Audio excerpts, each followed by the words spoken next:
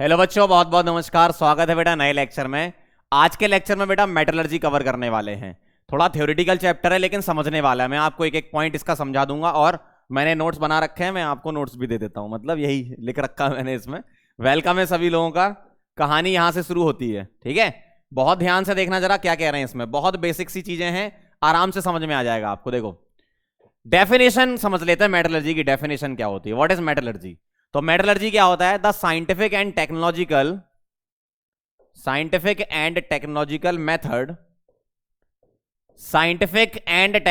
Method used to extract metal from ore. आप क्या है, साथ साथ में लिखते भी जाएंगे ना तो कई सारी चीजें आपकी क्लियर हो जाएंगी, क्योंकि थ्योरेटिकल होता है ना, कुछ रिएक्शन होती है इसमें, बस थ्योरी बहुत सारी है। तो आप लिखते जाएंगे तो आपको चैप्टर कंप्लीट हो जाएगा साथ ही साथ। The scientific and technological method used to extract metal from ore is called metallurgy. मतलब ओर से मेटल का एक्सट्रैक्शन करना है, इसको क्या बोलते हैं? मेटलर्जी। बहुत सिंपल सा है ना। अब अगली डेफिनेशन है बेटा मिनरल्स। मिनरल्स क्या होते हैं? The naturally occurring substance of a metal in the earth crust. ठीक है, तो जो सब्सटेंस मेटल का मिलता है उसको हम क्या बोलते हैं? मिनरल। लेकिन मिनरल में कुछ ऐसा होता है जिससे हम मेटल को एक्सट्रैक्ट करते हैं, तो उस टाइप की मिनरल को हम ओर बोलते हैं। ठीक, तो ध्यान से देखो ओर्स क्या है। अगली definition, the mineral from which metal is extracted economically. इसका मतलब क्या है? बहुत सारी मिनरल हैं, लेकिन जिससे आप ओर को बाहर निकालते हो वो है आपका क्या? जिससे आप मेटल को ओर को नहीं, जिससे आप मेटल को बाहर निकालते हो उसको क्या बोलते हैं? ओर। फिर से सुन लो, मिनरल बहुत सारी होती हैं, ऐसी मिनरल जिससे आप मेटल का एक्सट्रैक्शन करते हो बेटा उसी को ही ओर बोलते हैं। ठीक है, जैसे एग्जांपल से क्लियर हो जाएगा। एल्यूमिनियम की ये दो मिनरल हैं, एल्यूमिनियम के दोनों क्या हैं? मिनरल हैं। क्या हैं ये? मिनरल। तो एल्यूमिनियम के बेटा ये दोनों मिनरल हैं, और ऐसी मिनरल जिससे आप मेटल को बाहर निकालते हो उसको ओर बोलते हैं। और जो बॉक्साइट होता है ना वो ओर होती है, इसी से आप एक्सट्रैक्शन करते हो, तो यही क्या है? आपकी ओर है।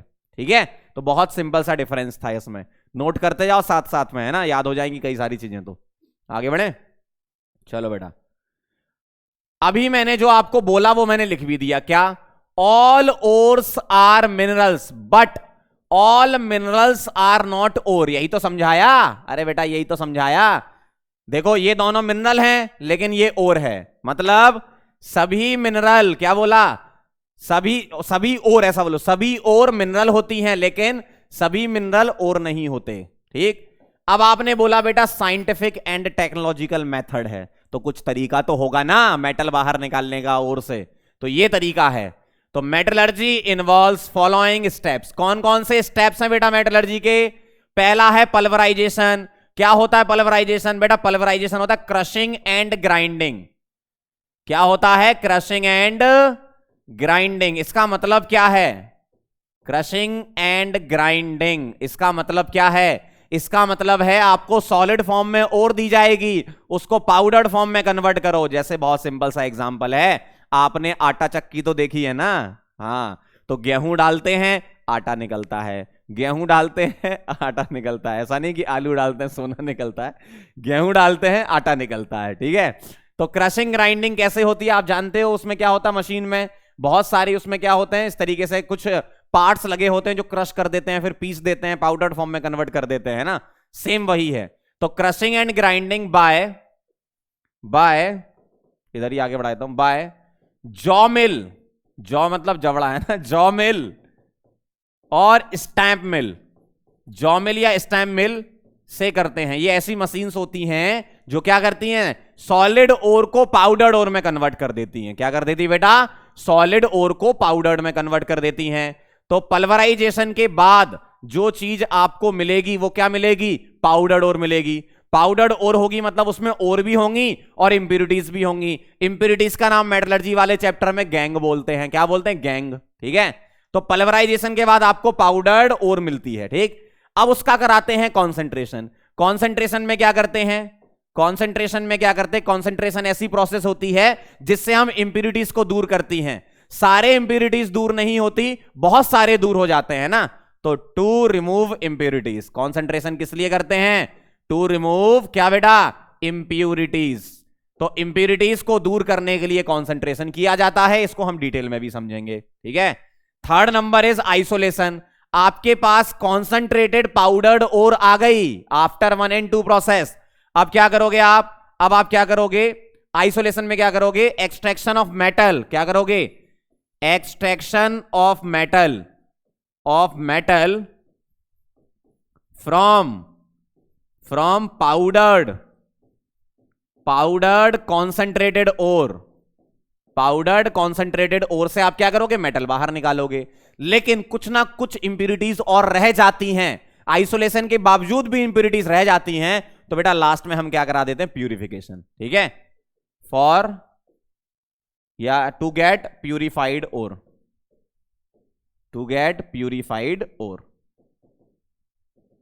ठीक है। तो ये प्रोसेस होता है बेटा आपका, एक एक करके इनको डिस्कस करेंगे। पल्वराइजेशन तो मैंने समझा दिया, कॉन्सेंट्रेशन डिस्कस करेंगे अपन।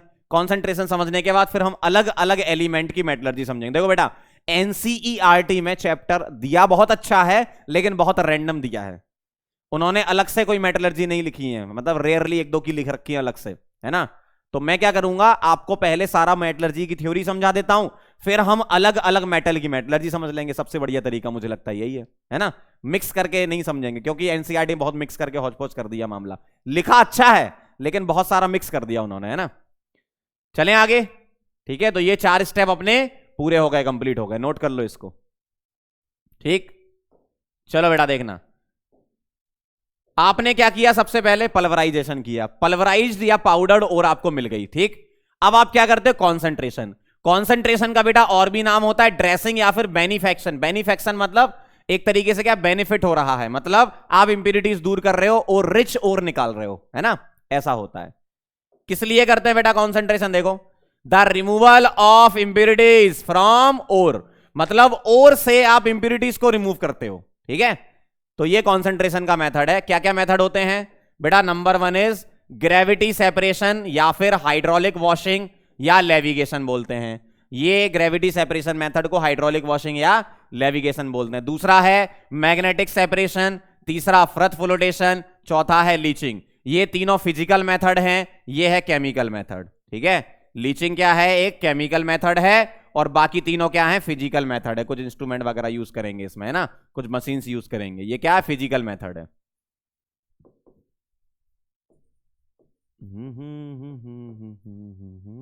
समझ गए, ये चारों हैं, नोट कर लो, एक एक करके इनको डिस्कस करेंगे, है ना। चलें आगे, वेरी गुड। अब देखो जरा, पहला है जीएस मेथड। क्या है पहला, gravity separation method, GS method. अब जितने भी फिजिकल प्रोसेस हैं या केमिकल प्रोसेस हैं, वो किसी ना किसी प्रिंसिपल पर बेस्ड रहते हैं, ठीक है। तो ये किस प्रिंसिपल पर बेस्ड है, it is based on different specific gravities of ore and gangue particles. Gangue मतलब क्या, इंप्यूरिटीज, बोला था अभी थोड़ी देर पहले।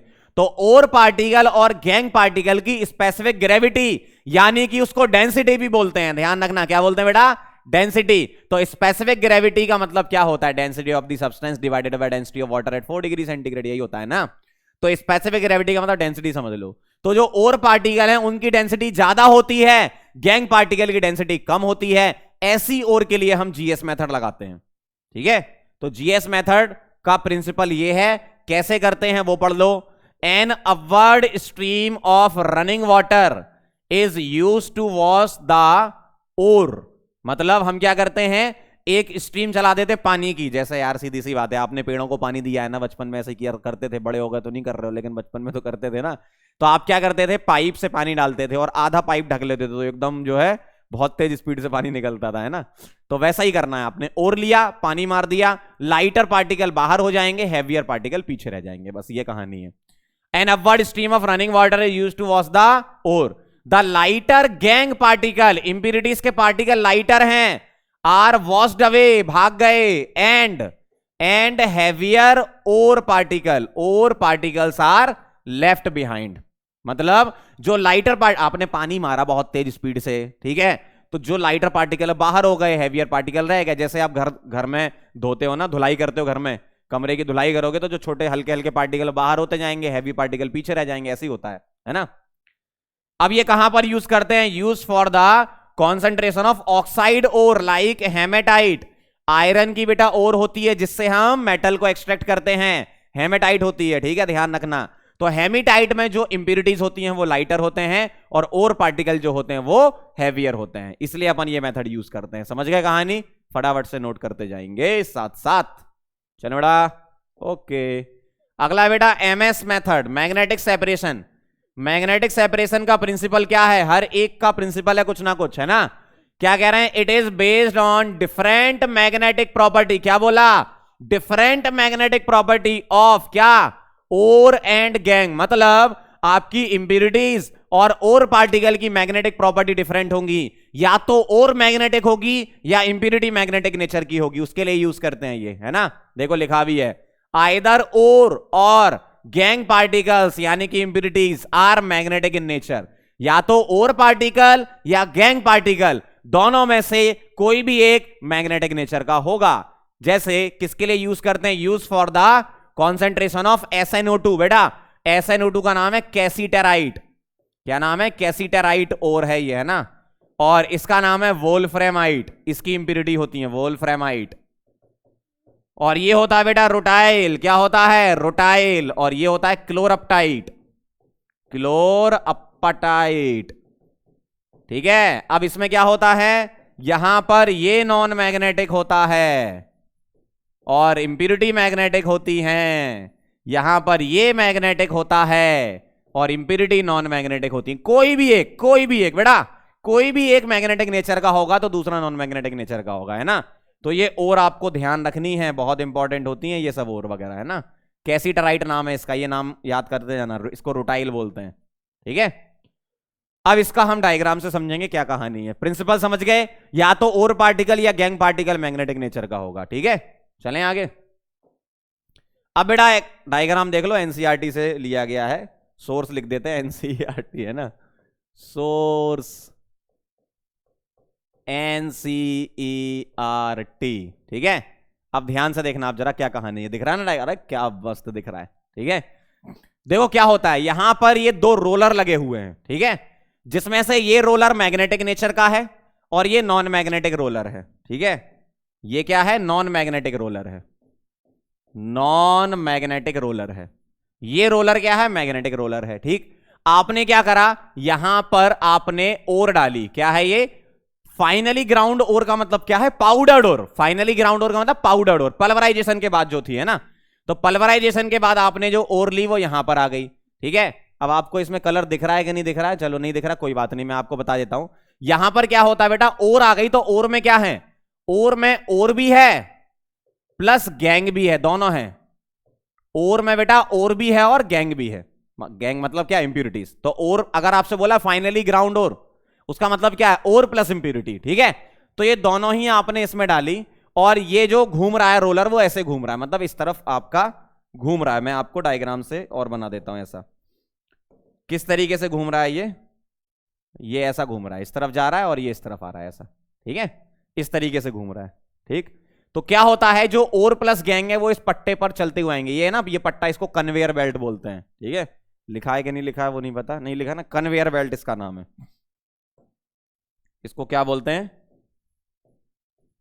Conveyor belt. लिखा नहीं, यहां पे लिख देता हूं, कन्वेयर बेल्ट।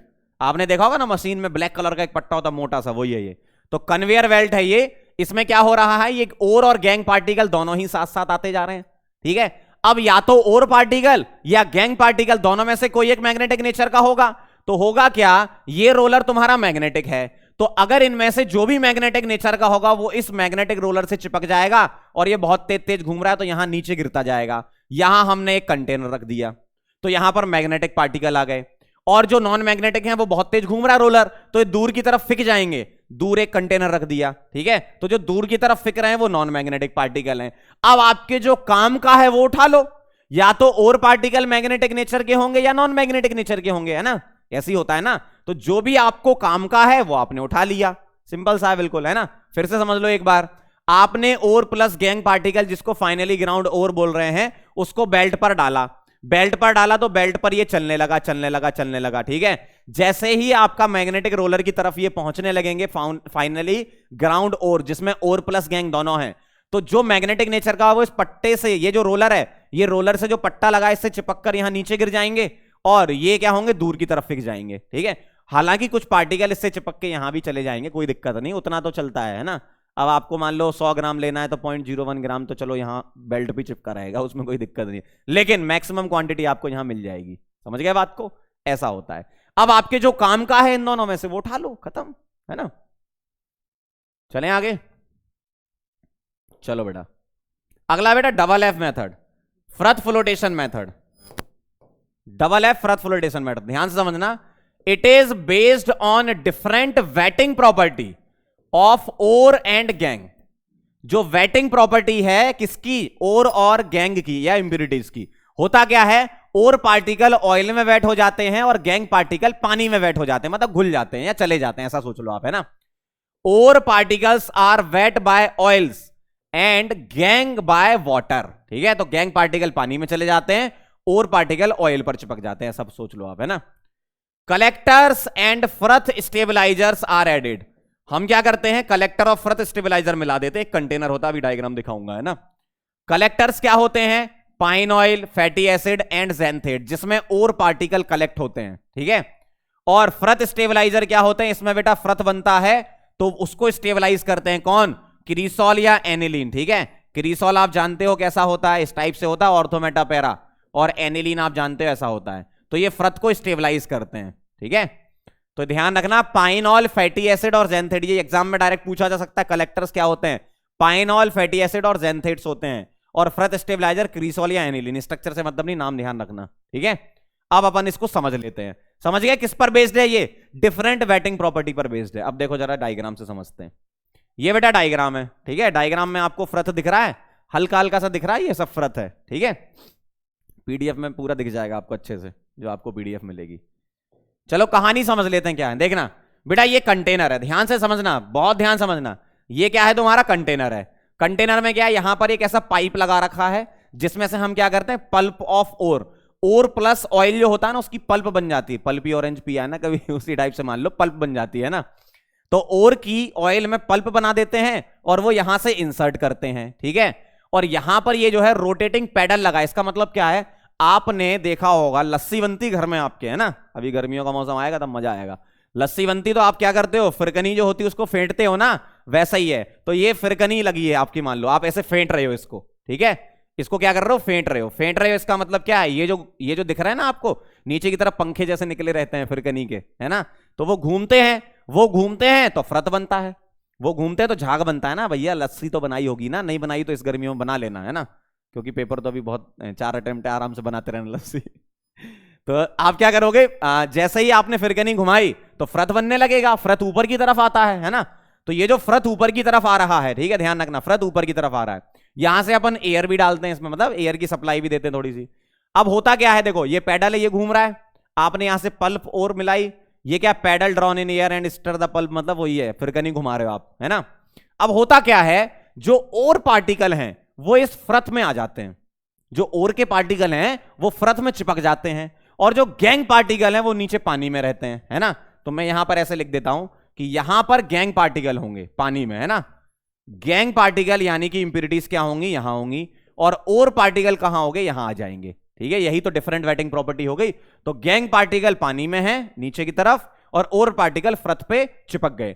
अब फ्रथ पे चिपक गए, फ्रथ को आपने अलग से कलेक्ट कर लिया, सुखा लिया, और पार्टिकल रिकवर हो गए। ये प्रोसेस है पूरी। देखो जैसे यहां पर उन्होंने एक एनलार्ज व्यू बनाया है, दिख रहा है आपको, एनलार्ज व्यू बनाया, मैं आपको बना के बता देता हूं। अगर आपको थोड़ा लाइट दिख रहा होगा तो मैं बना के, ये देखो ऐसा एनलार्ज व्यू है। ये किसका, कौन से पार्टिकल का, ये फ्रथ का एनलार्ज व्यू है। और इसमें क्या चिपका हुआ है, यहां पर और पार्टिकल चिपके हुए हैं, ठीक है। अब तो अच्छा दिख रहा होगा, ठीक है। तो यहां पर क्या, और पार्टिकल चिपके हुए हैं उसमें, फ्रथ में, उसको अलग से कलेक्ट कर लिया, रिकवर कर लिया, ड्राई कर लिया, तो रिकवर हो जाता है, ठीक है। तो ये कहानी है पूरी। It is use for the concentration, sulphide ore के लिए बेटा करते हैं ऐसा। सल्फाइड ओर में ऐसा होता है कि ओर पार्टिकल ऑयल में वेट होते हैं और गैंग पार्टिकल वाटर में वेट होते हैं, ठीक है। तो सल्फाइड ओर के लिए यूज करते हैं। फ्रथ फ्लोटेशन मेथड एक जगह और यूज होता है, देखो जरा पढ़ो क्या कह रहे हैं।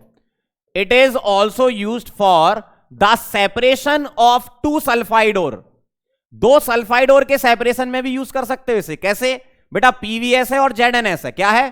पीवीएस है और जेडएनएस है। तो आपके पास बेटा पीवीएस और जेडएनएस है, आपको जेडएनएस और पीवीएस को सेपरेट करना है तो NaCN मिला दो। NaCN का नाम होता है डी प्रशांत, ठीक है, डेप्रेजेंट बोलते हैं इसको। इसका नाम क्या है? डेप्रेजेंट, डी प्रशांत बोलते, दिख रहा है ना। तो इसमें डेप्रेजेंट मिला देते हैं। डेप्रेजेंट क्या करता है? जेडएनएस के साथ सॉल्युबल कॉम्प्लेक्स बना लेता है और पीवीएस के साथ रिएक्शन नहीं करता, तो सेपरेट हो गया, सिंपल सा है ना। तो पीवीएस ऐसा ही मिल जाएगा। जेडएन क्या करेगा? Na2ZN CN4 बना लेगा बेटा सॉल्युबल कॉम्प्लेक्स, ठीक है, तो सेपरेशन हो गया। पीवीएस रिएक्ट नहीं कर रहा, जेडएनएस कर रहा है, इसी को तो बोले सेपरेशन, है ना। तो दो सल्फाइड ओर के सेपरेशन में भी यूज करते हैं। NaCN डेप्रेजेंट होता है, ठीक है, डेप्रेजेंट नाम है इसका, ये रिएक्ट करता है जेडएन के साथ। क्लियर है एकदम मामला? चलो बड़ा आगे बढ़े। अगला बेटा लीचिंग। लीचिंग क्या होता है? लीचिंग क्या होता है? लीचिंग आपकी केमिकल प्रोसेस है। केमिकल प्रोसेस मतलब केमिकल रिएक्शंस होंगी। जैसे लीचिंग में पहले नंबर पे बता रहा हूं, एल्यूमिना फ्रॉम बॉक्साइट ओर। अब ये जो बॉक्साइट ओर होती है ना, इसमें बहुत सारी कहानी होती है। Al2O3, SiO2, Fe2O3, TiO2, ये सब होता है इसमें, है ना। तो ये सब क्या है? इसमें प्रेजेंट है। तो अब आप क्या करते हो? Al2O3 और SiO2 जो होते हैं वो सॉल्युबल होते हैं और Fe2O3 और TiO2 ये इनसॉल्युबल होते हैं, ठीक है। जब आप इसकी रिएक्शन NaOH से कराते हो, ठीक है, ध्यान रखना, जब आप इसकी रिएक्शन NaOH से कराते हो तो ये क्या होते हैं? ये सॉल्युबल हैं दोनों। कौन? Al2O3 और SiO2 सॉल्युबल हैं और Fe2O3 और TiO2 इनसॉल्युबल हैं। तो आपने क्या किया? Fe2O3 और TiO2 इंप्योरिटी को यहां पर दूर कर दिया NaOH मिलाने पर। अब NaOH इन दोनों के साथ रिएक्ट करता है तो अभी Al2O3 में SiO2 की इंप्योरिटी है, इसको हम आगे दूर कर लेंगे। कैसे? जब एल्यूमिनियम की रिएक्शन होती है, एल्यूमिना की, Al2O3 plus NaOH plus water, इसकी रिएक्शन 200 से 250 डिग्री सेंटीग्रेड कंडीशन है, याद रखनी पड़ेगी, 35-36 बार पे जब इसकी रिएक्शन होती है तो बेटा ये बनाता है NaAlOH4। एल्यूमिनियम चला जाता है कॉम्प्लेक्स बनाने और जब CO2 के साथ रिएक्शन करते हो तो ये बना लेता है Al2O3.XH2O प्लस NaHCO3 और ये जो 1470 पर हीट करते हो तो पानी निकल जाता है। तो क्या मिल जाता है आपको? एल्यूमिना। अब एल्यूमिना जो होता है, Al2O3 का नाम है एल्यूमिना, ठीक है। एल्यूमिना से आप एल्यूमिनियम का एक्सट्रैक्शन कर सकते हो और SiO2 अलग से इंप्योरिटी दूर हो चुकी है, यहां पे दूर नहीं होगी, वो यहां पर दूर होगी कि जब इनकी रिएक्शन हो रही होगी तो ये कॉम्प्लेक्स में चला जाएगा और इसको अलग से अपन ने रिकवर कर लिया। SiO2 NaOH के साथ रिएक्शन करके Na2SiO3 बना देगा, ये अलग हो गया। इस तरीके से सेपरेशन होता है इंप्योरिटीज का लीचिंग के द्वारा, केमिकल रिएक्शन के द्वारा, ठीक है, नोट कर लो इसको, ठीक है। आगे बढ़ते हैं। अगला है बेटा सिल्वर या गोल्ड। ये बहुत इंपॉर्टेंट रिएक्शन है, कई बार एग्जाम में आई है। मैकअर्थर फॉरेस्ट साइनाइड प्रोसेस इसका नाम है, ठीक है। क्या होता है यहां पर? मेटल की रिएक्शन Cn नेगेटिव से होती है in presence of air plus water, तो ये बना लेता है, अगर सिल्वर है तो सिल्वर का कॉम्प्लेक्स, गोल्ड है तो गोल्ड का कॉम्प्लेक्स। तो मैं मेटल का बना देता हूं, क्या?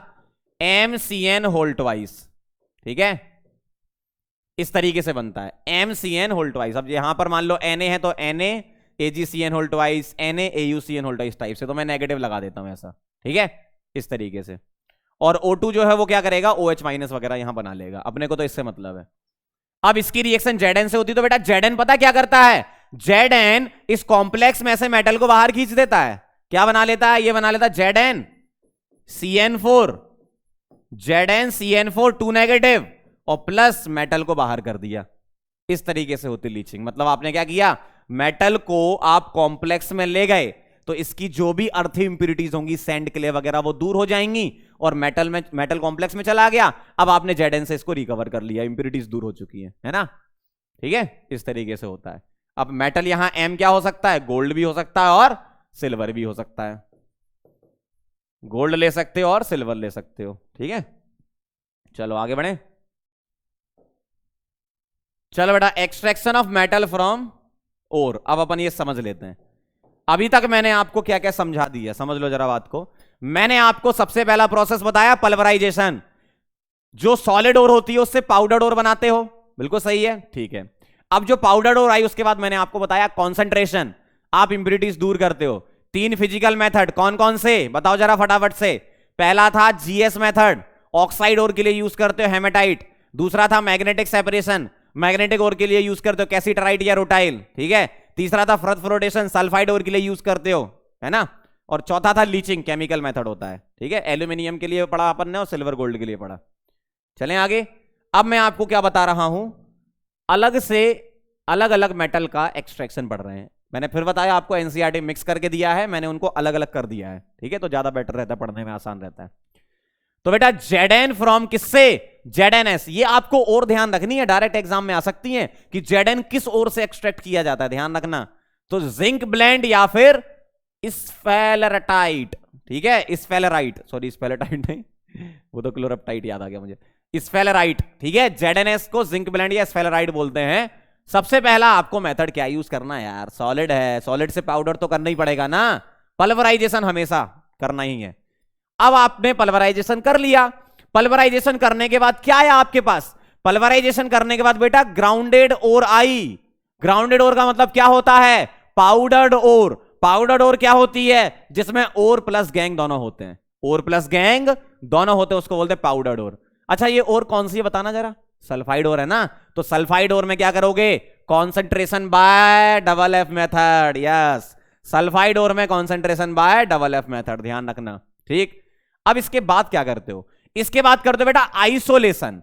आइसोलेशन क्या होता है, आप क्या करते हो, जो भी आपके पास कॉन्सेंट्रेटेड ओर आई उसमें से मेटल को बाहर निकालते हो ना, मेटल ही बाहर निकालते हो ना। तो यही काम कर रहे हैं हम, देखो कैसे करते हैं, हम रोस्टिंग कराते हैं। रोस्टिंग का मतलब क्या होता है, heating in presence of air at the temperature below melting point of the metal. मतलब मेटल के मेल्टिंग पॉइंट से कम टेम्परेचर पे हीट कर दो तो सल्फाइड और ऑक्साइड बन जाती है। ऐसा क्यों करते हैं, क्योंकि सल्फाइड होती है मोर स्टेबल। सल्फाइड क्या होता है, मोर स्टेबल, और ऑक्साइड क्या होता है, लेस स्टेबल। तो हम क्या करते हैं, सल्फाइड से ऑक्साइड बनाते हैं, 1200 केल्विन इसमें टेम्परेचर होता है इस वाली रिएक्शन में। तो ध्यान रखना, सल्फाइड से क्या बनता है, ऑक्साइड। क्यों बनाते हैं, मोर स्टेबल से लेस स्टेबल बनाते हैं, ताकि हम जेडएन एक्सट्रैक्ट कर पाए। जेडएनएस ज्यादा स्टेबल है, जेडएनओ लेस स्टेबल है, तो उससे अपन जेडएन को आसानी से एक्सट्रैक्ट कर सकते हैं, ठीक है। तो ये कहानी है रोस्टिंग। ऐसा ही एक और मेथड होता है calcination, heating in absence of air. Calcium carbonate वगैरह की हीटिंग हम लास्ट में करेंगे, है ना। तो रोस्टिंग समझ लो क्या है। आपने क्या करा, शुरू से एक बार फिर से देखो, आपके पास सॉलिड ओर थी, आपने उसको पाउडर ओर में कन्वर्ट कर लिया, उसके बाद आपने उसका कॉन्सेंट्रेशन करा दिया बेटा। कॉन्सेंट्रेशन किससे कराया, सल्फाइड ओर है तो फ्रथ फ्लोटेशन से कराया। अब आपने आइसोलेशन किया, कभी भी सल्फाइड ओर दी जाए तो रोस्टिंग कराना जरूरी है। क्यों, सल्फाइड से ऑक्साइड बनाना जरूरी है। क्यों, मोर स्टेबल से लेस स्टेबल चला जाता है, ठीक है। तो ये कहानी है, रोस्टिंग तो होगी सल्फाइड ओर अगर हुई तो। चलो भाई ऑक्साइड बन गया। अब ऑक्साइड से आपको क्या करना है, ऑक्साइड से आपको मेटल बाहर निकालना है। तो हम करते हैं स्मेल्टिंग। स्मेल्टिंग क्या है, रिडक्शन बाय कोक, ठीक है। तो इसमें क्या बनेगा, जेडएन बन जाएगा प्लस सीओ बन जाएगा, ठीक है। लेकिन यहां जो जेडएन आएगा उसमें कुछ हद तक इंप्यूरिटीज रहेगी। देखो कॉन्सेंट्रेशन करने पर बहुत सारी इंप्यूरिटी दूर हो जाती है, सही बात है ये, लेकिन सारी दूर नहीं होती है, कुछ बची रहती हैं। तो कुछ बची हैं उसको हम प्यूरिफिकेशन से दूर करते हैं, ठीक है। रिएक्शन समझ गए आप, पूरी नोट कर लो इसको, बहुत आसान है यार, बस एक बार समझ लो क्या प्रोसेस होती है, ओके। चलो बेटा प्यूरिफिकेशन कर लेते हैं। अब यहां पर देखना, जरा ध्यान देना बेटा, प्यूरिफिकेशन के लिए आपको इलेक्ट्रोलिटिक रिफाइनिंग थोड़ी अच्छी मेथड होती है, क्योंकि 98% प्योर तक आप ले सकते हो मेटल उसमें, है ना। इलेक्ट्रोलिटिक रिफाइनिंग बहुत बढ़िया है, ठीक है। तो प्यूरिफिकेशन बाय हम किससे करेंगे, इलेक्ट्रोलिटिक रिफाइनिंग। और ऐसा जरूरी नहीं कि इलेक्ट्रोलिटिक रिफाइनिंग ही एकमात्र मेथड होता है। इलेक्ट्रोलिटिक रिफाइनिंग एकमात्र मेथड नहीं होता, उसके अलावा भी होते हैं, लास्ट में पढ़ाऊंगा आपको प्यूरिफिकेशन, ठीक है। डिस्टिलेशन, लिक्वेशन वगैरह सारे। Purification by electrolytic refining, electrolytic refining. अब बेटा इलेक्ट्रोलिटिक रिफाइनिंग में क्या होता है, इलेक्ट्रोलिसिस मेथड तो आप जानते हो ना। होता क्या है इसमें, इलेक्ट्रोलिसिस मेथड में एट एनोड इंप्योर मेटल को रखा जाता है। इंप्योर मेटल को कहां रखा जाता है, एनोड पर। क्या करता है ये, Zn कन्वर्ट होता है Zn2+ में, इलेक्ट्रॉन देता है। और ये जो इलेक्ट्रॉन है वो कहां जाते हैं, एट कैथोड, ठीक है। कैथोड पर क्या होता है, जो सॉल्यूशन से Zn2+ हैं वो कैथोड पर डिपॉजिट होते हैं, क्या बनाता है Zn। यहां पर क्या होती है, इम्प्योर होता है Zn। यहां पर Zn क्या मिल जाता है, प्योर मिल जाता है। कैसे होता होगा, एक बार मैं आपको डायग्राम बना देता हूं, फिर नेक्स्ट टाइम से यहां पे लिख दिया करूंगा, और मेटल से हम पढ़ेंगे ना, मैं पहले Zn के लिए समझा देता हूं आपको। देखो कुछ इस तरीके से कंटेनर होता है, याद करो जरा, इलेक्ट्रोलिटिक सेल में, ठीक है, इस तरीके से कंटेनर है आपके पास, समझना बात को है ना, ये कंटेनर है, यस बेटा ये कंटेनर है, ठीक।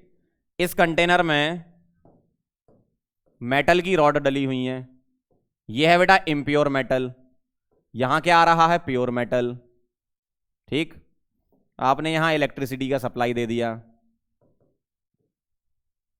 ठीक है, इस तरीके से इलेक्ट्रिसिटी सप्लाई देते हो। यहां क्या है बेटा, इम्प्योर Zn है, इम्प्योर Zn, ठीक है, इम्प्योर मेटल है। यहां क्या मिल रहा है आपको, प्योर मेटल मिल रहा है, ठीक है। इसका नाम क्या है, एनोड नाम है, ठीक है, इसका नाम क्या है, कैथोड नाम है, ठीक है, इस तरीके से होता है। ओके, तो एनोड पर क्या रखा जाता है, इम्प्योर मेटल, इम्प्योर Zn, और यहां क्या रखा, क्या मिलता है, प्योर मिलता है। तो आप सॉल्यूशन भी यूज करते होगे कुछ, तो यहां जो सॉल्यूशन यूज किया जाता है वो होता है बेटा ZnSO4 का सॉल्यूशन, एसिडिक मीडियम में है ना। तो सॉल्यूशन किसका है, ZnSO4 प्लस H2SO4 का इलेक्ट्रोलिटिक सॉल्यूशन है, ठीक है, इलेक्ट्रोलाइट जिसको बोलते हैं। तो इलेक्ट्रोलाइट क्या यूज करते हो यहां पर, इलेक्ट्रोलाइट जो यूज करते हो वो यूज करते हो ZnSO4 प्लस बेटा H2SO4, ठीक। अब सुनना जरा क्या रिएक्शन होती है, Zn2+ में कन्वर्ट हुआ, सॉल्यूशन में गया, सॉल्यूशन से Zn2+ डिपॉजिट हुआ। मतलब कहानी कुछ ऐसी चलती है कि यहां से Zn2+ कहां आता है, सॉल्यूशन में, और यहां से वो डिपॉजिट हो जाता है, दिख रहा है ना। एनोड से Zn कन्वर्ट होता है Zn2+ में, सॉल्यूशन में आता है, सॉल्यूशन से Zn2+ कन्वर्ट होकर प्योर Zn में आ जाता है। तो हुआ क्या यहां पर हुआ ये कि इस मेटल की जो रॉड थी, जहां पर Zn हमने लगाया है, Zn की जो रॉड हमने लगाई है, उसमें क्या करा अपन ने, उसमें इंप्यूरिटीज भी हैं। तो Zn से Zn2+ जैसे ही बना तो इंप्यूरिटीज हट गई, Zn2+ डिपॉजिट हो गया। क्यों, सॉल्यूशन में तो सिर्फ Zn2+ गया ना, वो दोबारा डिपॉजिट हो गया। तो इंप्यूरिटीज कहां पर कलेक्ट हो जाती हैं, एनोड के नीचे, यहां पर इंप्यूरिटीज गिर जाती हैं, और यहां पर जो इंप्यूरिटीज गिर जाती हैं, इसी इंप्यूरिटीज की जगह को बोलते हैं एनोड मड। क्या बोलते हैं इसको, एनोड मड। तो एनोड से बेटा इंप्यूरिटीज गिर जाती है नीचे, एनोड मड में कलेक्ट हो जाती है। तो नीचे जहां इंप्यूरिटी कलेक्ट होती है उसको बोलते हैं एनोड मड, ठीक है, क्योंकि एनोड के नीचे होती है। समझ गया कहानी पूरी, चलो फिर नोट कर लो, चलें आगे। ओके, अगला बेटा चाल्कोपाइराइट, ठीक है, या कॉपर पाइराइट इसका नाम है। सिंपल है, देखो Zn समझ लिया, अब चलते हैं, अब तो मजेदार काम है सारा। देखो कॉपर फ्रॉम कहां से बेटा, CuFeS2, क्या नाम है CuFeS2 का, चाल्कोपाइराइट। बेटा ये और ध्यान रखना, देखो और आपको याद करनी है, कितनी याद करनी है एंड में मैं आपको लिखवा दूंगा, लेकिन जितनी मैं मेटलर्जी पढ़ा रहा हूं उन सबकी और याद करके जाना, डायरेक्ट क्वेश्चन आ जाता है ना। चलो भाई, सबसे पहले क्या करते हो यार, पल्वराइजेशन। क्या करते हो, पल्वराइजेशन। पल्वराइजेशन क्या होता है, फटाफट से बता दो, सॉलिड ओर को पाउडर्ड ओर में कन्वर्ट करते हो, ठीक है भाई, अच्छी बात है। कौन सी ओर है, सल्फाइड ओर है, और सल्फाइड ओर है तो क्या कराना है, concentration by double F method. Yes you are right my friend, क्या, double F method, froth flotation कराना, सल्फाइड ओर है मालिक मेरे, सल्फाइड ओर है ना। आइसोलेशन कैसे करते हो, अगर सल्फाइड ओर है बेटा तो रोस्टिंग कराओ, क्यों, ऑक्साइड में कन्वर्ट करो, है ना। तो क्या कराओगे, रोस्टिंग। ध्यान से देखना, रोस्टिंग में क्या होता है, CuFeS2 O2 के साथ करता है रिएक्शन, तो बनाता है Cu2S प्लस FeS। पहले ये सल्फाइड बनाता है, SO2 निकलती है, पहले ये सल्फाइड बनाता है। और चाल्कोपाइराइट में बेटा सल्फर, आर्सेनिक, फास्फोरस, एंटीमनी की इंप्यूरिटीज होती हैं। और आपने क्या करा, आपने रोस्टिंग कराई। तो रोस्टिंग मतलब heating in presence of air, तो एयर के साथ हीट होकर सल्फर दूर हो जाता है SO2 के फॉर्म में, आर्सेनिक AS2O3 के फॉर्म में, ये P4O10 के फॉर्म में, और ये Sb2O3 के फॉर्म में अलग हो गया, ठीक है। तो ये ऑक्साइड फॉर्म में अलग हो गए। अब आपके पास क्या है, Cu2S है और FeS है, तो अब Cu2S और FeS अलग अलग रिएक्शन करेंगे O2 के साथ। तो Cu2S O2 के साथ रिएक्शन करेगा तो बनाएगा बेटा Cu2O प्लस O2, और FeS रिएक्शन करेगा तो FeO प्लस SO2। अब ये जो Fe है ना, Fe Fe की तो इंप्योरिटी है इसमें। भाई आप किसका एक्सट्रैक्शन कर रहे हो? कॉपर का कर रहे हो ना, मतलब Fe की तो इंप्योरिटी है। तो इस इंप्योरिटी को बेटा दूर कैसे किया जाता है? इसमें सिलिका मिला देते हैं। सिलिका मिलाने से क्या होता है? FeSiO3 बना लेता है। अब ध्यान से सुनना, FeO इंप्योरिटी है, बिल्कुल सही है। सिलिका हम मिला रहे हैं, क्या बन रहा है? FeSiO3, ये भी सही है। कर क्यों रहे हैं दादा? क्यों कर रहे हैं? ऐसा इसलिए कर रहे हैं क्योंकि जो इंप्योरिटीज हैं वो हैवियर होती हैं कंपैरिजन टू स्लैग। इसका नाम क्या है? स्लैग। ध्यान रखना, क्या बोलते हैं बेटा इसको? स्लैग। स्लैग हम क्यों बनाते हैं? क्योंकि ये लाइटर होता है, और लाइटर होता है तो आप इजीली रिमूव कर सकते हो। ठीक है, ये क्या है आपकी इंप्योरिटी, इसको क्या बोलूंगा? Basic impurity. क्यों? FeO कैसा है बेटा? इंप्योरिटी। FeO कैसा है? एसिड है कि बेस है? मेटल का ऑक्साइड है, यूजुअली बेसिक होते हैं। ठीक है, तो बेसिक इंप्योरिटी है FeO। उसमें क्या मिलाया तुमने? SiO2। इसका नाम होता है बेटा एसिडिक फ्लक्स। क्या होता है? Acidic flux. तो क्या बनता है? स्लैग। क्या? Iron silicate. इसका नाम क्या है? Iron silicate. ध्यान रखना, ये बहुत इंपॉर्टेंट रिएक्शन है। कॉपर की मेटलर्जी में इंप्योरिटी क्या होती है? पहला सवाल, FeO। कॉपर की मेटलर्जी में जो बेसिक इंप्योरिटी होती है उसके लिए कैसा फ्लक्स यूज करते हैं? Acidic flux, SiO2। Si का ऑक्साइड एसिडिक होता है ना। स्लैग क्या बनता है? FeSiO3। बस ये चीजें ध्यान होनी चाहिए आपको, है ना। चलो बेटा, एक वर्ड यूज करते हैं यहां पर, मैट। इसको मट्टी बोल सकते हैं, है ना, मट्टी। मैट। मैटे क्या होता है? मैट, मैटे, मट्टी, जो बोलना हो। मैटे जो होता है वो, मैटे क्या होता है? Matte is the mixture of Cu2s and FeS। FeS बेटा 2% होता है और Cu2s 98% होता है ना। इस मिक्सचर को बोलते हैं बेटा मैट, या मैटे, या मट्टी, जो आपको बोलना हो, बस याद कर लेना। ठीक है, तो ये कहानी यहां तक हो गई। समझ गए बात को? नोट करो, फिर आगे समझते हैं क्या कहानी है। क्लियर है ना एकदम? सल्फाइड ओर का बेटा रोस्टिंग कराना है, ऑक्साइड में कन्वर्ट करना है। यहां पर ऑक्साइड में कैसे कन्वर्ट होता है? पहले ये सल्फाइड में ही रहता है, मैट बनता है, मैटे बनता है, और इस मैटे में Cu2s FeS का फर्दर ऑक्सीडेशन हो जाता है। मतलब आप ये बोलो फर्दर कंबशन हो जाता है, एक तरीके से रोस्टिंग हो जाती है, ऐसा बोलो। ठीक है, और ये ध्यान रखना, बेसिक इंप्योरिटी के लिए एसिडिक फ्लक्स यूज करते हैं, आयरन सिलिकेट, लाइटर होता है ये कंपेरिजन टू FeO। ठीक, ताकि इजिली रिमूव कर पाओ इसे। आगे बढ़ रहा हूं। अब देखना बेटा जरा क्या होता है। जो Cu2s और FeS हैं, जो बचा हुआ है, जैसे यहां तो हमने करा ही लिया है, जैसे यहां हमने रिएक्शन कराई है, इसके रोस्टिंग के दौरान भी ऐसा हो रहा होगा, और कुछ जो अमाउंट बचा होगा Cu2s और FeS का, उसको बेसेमर कन्वर्टर में ले जाते हैं। एक तरीके का कंटेनर होता है, आप ज्यादा उसमें समझने की जरूरत नहीं, बस कंटेनर होता है, वहां ये रिएक्शन होती है, जिसको बेसेमर कन्वर्टर बोलते हैं। क्या होता है? Cu2s प्लस O2 क्या बनाता है? Cu2O बनाता है प्लस SO2 बनाता है। ठीक, और FeS प्लस O2 क्या बनाता है? FeO बनाता है प्लस SO2 बनाता है। ठीक है क्या बनाता है?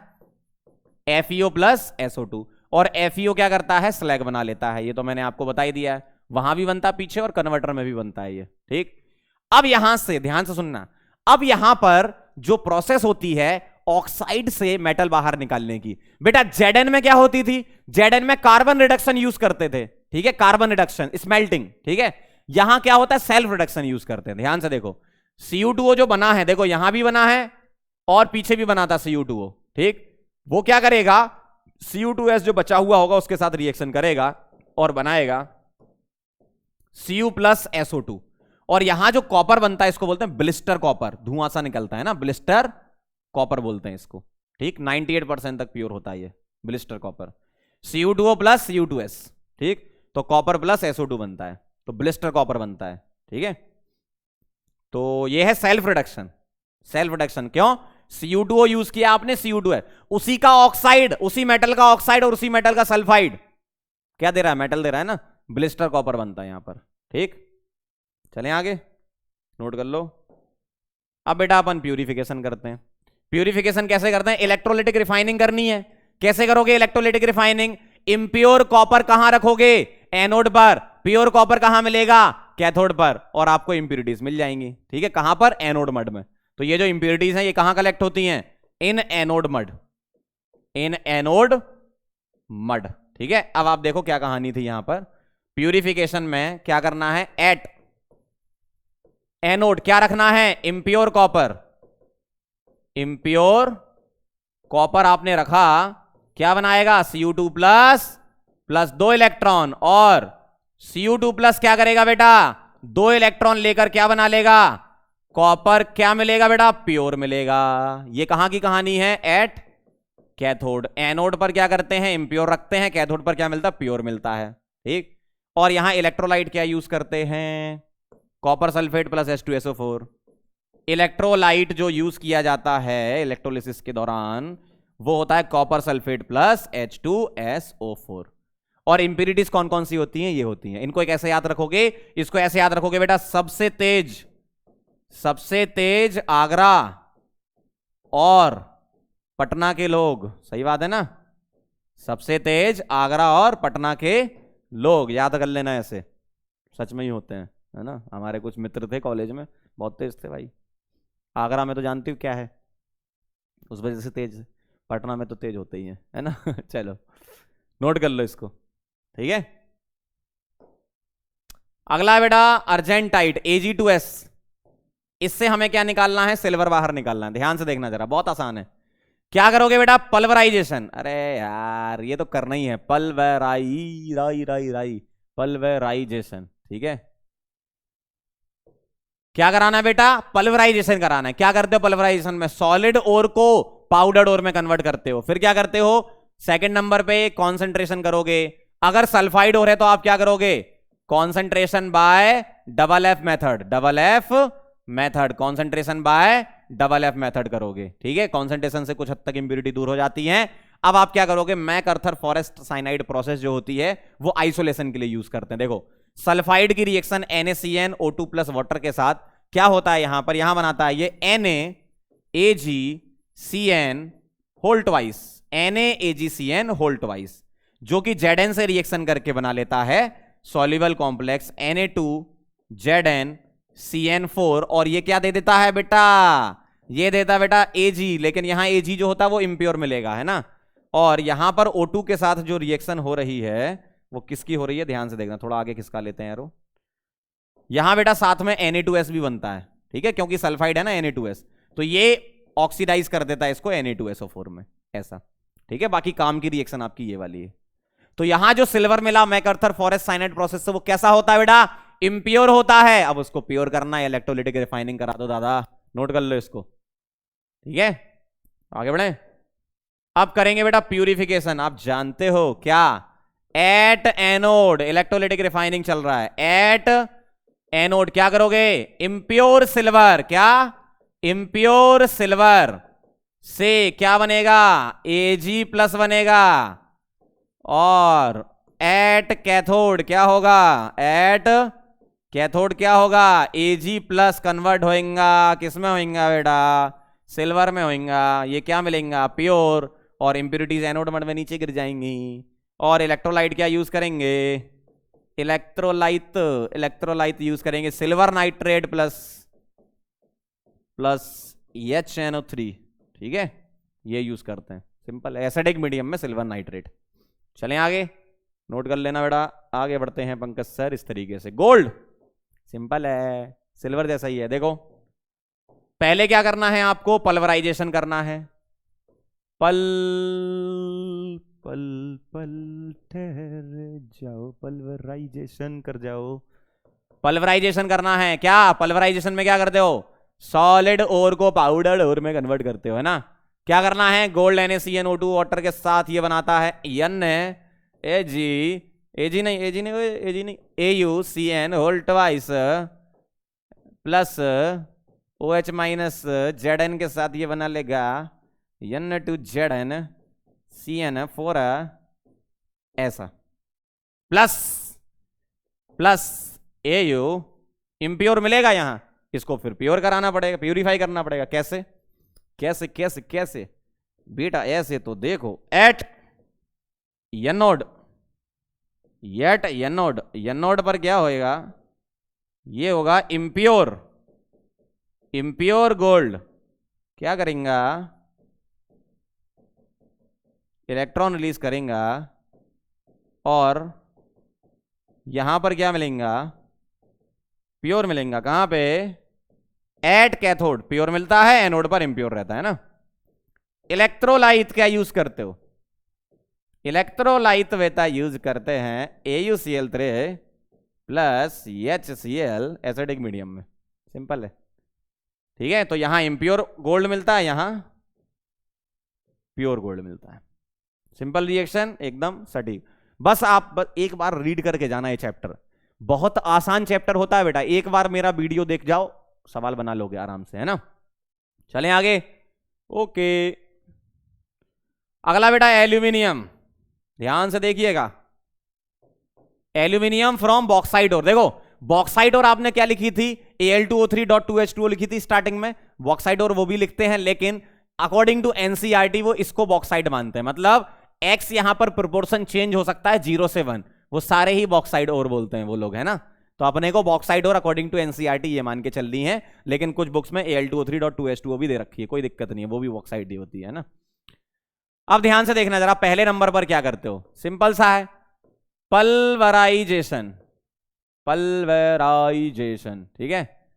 क्या करना है, पल्वराइजेशन करना है, सॉलिड फॉर्म को कन्वर्ट करने का, किसमें, पाउडर्ड फॉर्म में कन्वर्ट करने का, ठीक है। सेकंड होता है बेटा एल्यूमिनियम के लिए हम क्या करते हैं, कॉन्सेंट्रेशन बाय लीचिंग। लीचिंग कैसे, मेथड होते हैं अलग अलग। जो हमें एनसीईआरटी में मेथड पढ़ना है वो है बेयर्स प्रोसेस। इसके अलावा हॉल्स प्रोसेस और सरपेक्स प्रोसेस भी होते हैं, लेकिन आपको जिस पर फोकस करना है वो है बेयर्स प्रोसेस। सिंपल है, हॉल्स प्रोसेस में NaOH की जगह Na2CO3 ले लेते हैं, और सरपेक्ट प्रोसेस में नाइट्रोजन के साथ रिएक्शन करा देते हैं। सिंपल रिएक्शन होती है, लेकिन आपको ध्यान किस पे रखना है, बेयर्स प्रोसेस ध्यान रखना है। क्या, बेयर्स प्रोसेस से लीचिंग कर रहे हैं। क्या होता है, Al2O3 प्लस NaOH, ये क्या करता है, एक्सेस में कॉम्प्लेक्स बनाता है NaAlOH4, ठीक है। और NaAlOH4 को बेटा एसिडिफाई करते हैं तो ये बनाता है Al2O3.2H2O, ठीक। और इसको हीट करा देते हैं तो क्या बनता है, Al2O3, एल्यूमिना। मतलब अल्टीमेटली हम क्या कर रहे हैं, एल्यूमिना से ही एल्यूमिना बना रहे हैं ना, Al2O3 से ही Al2O3 बना रहे हैं। ऐसा क्यों कर रहे हैं, क्योंकि कॉम्प्लेक्स के थ्रू बना रहे हैं। देखो कोई भी चीज है उसको तुमने कॉम्प्लेक्स में डाल दिया तो इंप्योरिटी तो पीछे छूट गई ना, कॉम्प्लेक्स में डाल दिया इंप्योरिटी पीछे छूट गई, अब उस कॉम्प्लेक्स से आपने दोबारा रिकवर कर लिया तो काफी हद तक प्योर मिलता है ना आपको, वो इंप्योरिटी पीछे छूट गई, सैंड क्ले वगैरह मिट्टी मिट्टी लगी होगी उसमें, ठीक है। तो ये कहानी होती है बेटा पूरी, है ना, नोट कर लो इसको। चलें आगे। अब देखना जरा ध्यान से, अब आइसोलेशन कैसे होता है, कॉन्सेंट्रेशन किससे हो गया, बेयर्स प्रोसेस से लीचिंग हो गई, ठीक है। अब आइसोलेशन कैसे करते हैं बेटा, ये कहानी है, ये डायग्राम है पूरा, ठीक है। दिख रहा है डायग्राम अच्छे से, वेरी गुड। अब ध्यान से समझना जरा क्या है, ये बड़ा सा एक कंटेनर है, हॉल हेराल्ड प्रोसेस इसका नाम है, आइसोलेशन के लिए यूज करते हैं एल्यूमिनियम के, ध्यान से सुनना, इंपॉर्टेंट है ये बड़ा सा कंटेनर है बेटा। ये कंटेनर जो है वो एक इलेक्ट्रोड की तरह काम कर रहा है, और जिसका अपन क्या बोलते हैं, कैथोड बोलते हैं ना। और ये जो यहां पर रॉड लगी है ग्रेफाइट की, ये कार्बन रॉड है, ठीक है। मैं आपको बता देता हूं, ये कॉपर का क्लैंप लगा है, ये जो दिख रहा है ना, ये जो दिख रहा है ना, ये क्या है, ये कॉपर का एक क्लैंप लगा है, और यहां पर ये रॉड लगा रखी है इन्होंने ऐसी, ठीक है। ये रॉड किसकी है बेटा, ये रॉड है कार्बन की रॉड, ठीक है, ग्रेफाइट की रॉड है ये एनोड की तरह काम करती है, ठीक है। ये एनोड, मैं यहां लिख देता हूं, दिख नहीं रहा होगा, लिख देता हूं एनोड।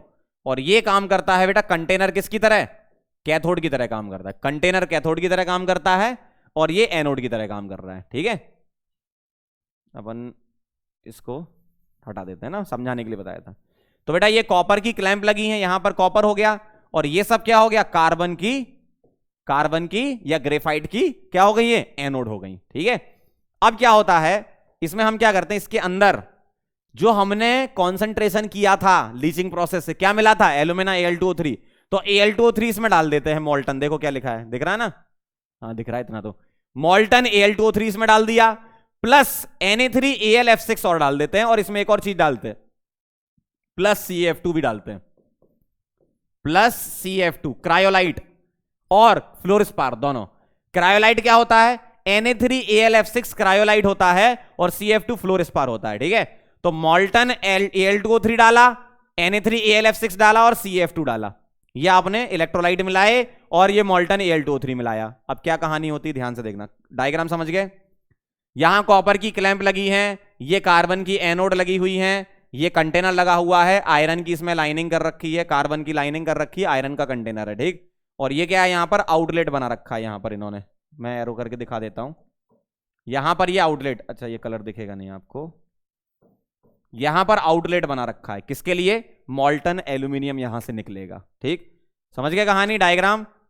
आयरन का कंटेनर, कार्बन की लाइनिंग यहां पर है और ये कार्बन की एनोड है, कॉपर की क्लैंपर लगी हुई है, ये एनोड है, कंटेनर कैथोड है, और मॉल्टन Al2O3 अंदर डाला और इलेक्ट्रोलाइट डाला। अब क्या कहानी होती है ध्यान से देखना, अब कुछ रिएक्शन होती है यहां पर।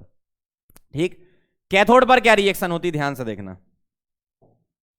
देखो अपने पास सिंपल सा अगर मैं समझाऊं, अपने पास है क्या, Al2O3 है ना, तो Al2O3 को तोड़ देना जरा, क्या होता है, Al+3 में कन्वर्ट होगा और O2- में कन्वर्ट होगा, सही ना, Al+3 में और O2- में, तो क्या होगा, कैटायन कहां जाता है, कैथोड पर, तो एट कैथोड क्या रिएक्शन होगी, Al+3 इलेक्ट्रॉन ले लेगा, क्या बना लेगा, एल्यूमिनियम बना लेगा, मॉल्टन। ठीक है, तो ये एल्यूमिनियम यहां आउटलेट से बाहर निकल रहा है, और एट एनोड क्या होगा, एट एनोड क्या होगा, जो O2- है, O2- है, ये किस में कन्वर्ट होगा, O2 में कन्वर्ट होगा, इलेक्ट्रॉन रिलीज करेगा, है ना।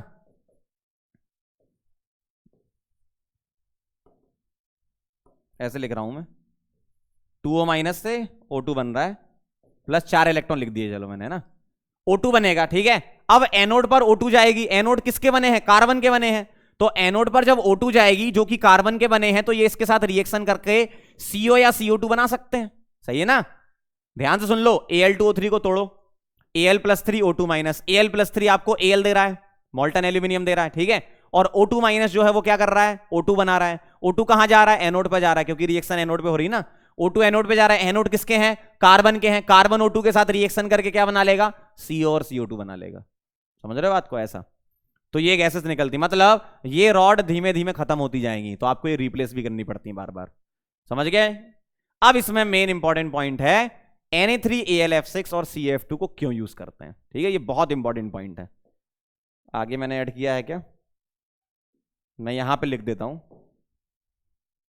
ठीक है, पहले मैं वो पॉइंट लिख देता हूं, फिर मैं आपको प्यूरिफिकेशन समझा दूंगा। देखो बहुत इंपॉर्टेंट पॉइंट है, बहुत ही ज्यादा इंपॉर्टेंट है, ध्यान रखना, ये एग्जाम में डायरेक्ट आ सकता है। क्या, Na3Al_F6 जिसका नाम क्या है, क्रायोलाइट, प्लस CF2 इसका नाम क्या है, फ्लोरिस्पार, CF2 या BF2 भी ले सकते हो, है ना, CF2 को फ्लोरिस्पार बोलते हैं। ये इलेक्ट्रोलाइट क्यों मिलाते हैं, आर एडेड, पहला point, to decrease temperature of the melt या melting point, to decrease melting point MP, and second to increase conductivity. तो बेटा कंडक्टिविटी को ये बढ़ाते हैं कौन, इलेक्ट्रोलाइट, जो इलेक्ट्रोलाइट यूज कर रहे हो ना आप उस कंटेनर में आयरन के, इलेक्ट्रिकल कंडक्टिविटी को बढ़ाते हैं, आयंस के फ्लो को बढ़ा देंगे सीधा सा है, और मेल्टिंग पॉइंट को कम करते हैं। ध्यान रखना है, बहुत इंपॉर्टेंट है, to decrease temperature of the melt या melting point, to increase conductivity. ठीक है, अब चलते हैं बेटा purification by Hoopes process. Hoopes process क्या होती है बेटा, ये 3 लेयर की प्रोसेस है। क्या है, 3 लेयर प्रोसेस, 3 लेयर प्रोसेस, और हर एक लेयर की डेंसिटी अलग अलग होती है ना, density of 3 layers are different, ये ध्यान रखना। चलो अब मैं आपको डायग्राम से समझा रहा हूं, 3 लेयर की प्रोसेस है,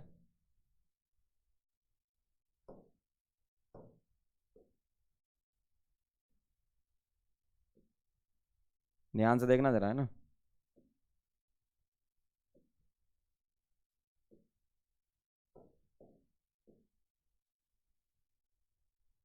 थ्री लेयर की बेटा प्रोसेस है, ठीक है, ये है आपकी फर्स्ट लेयर, ये है सेकंड लेयर, और ये है थर्ड लेयर।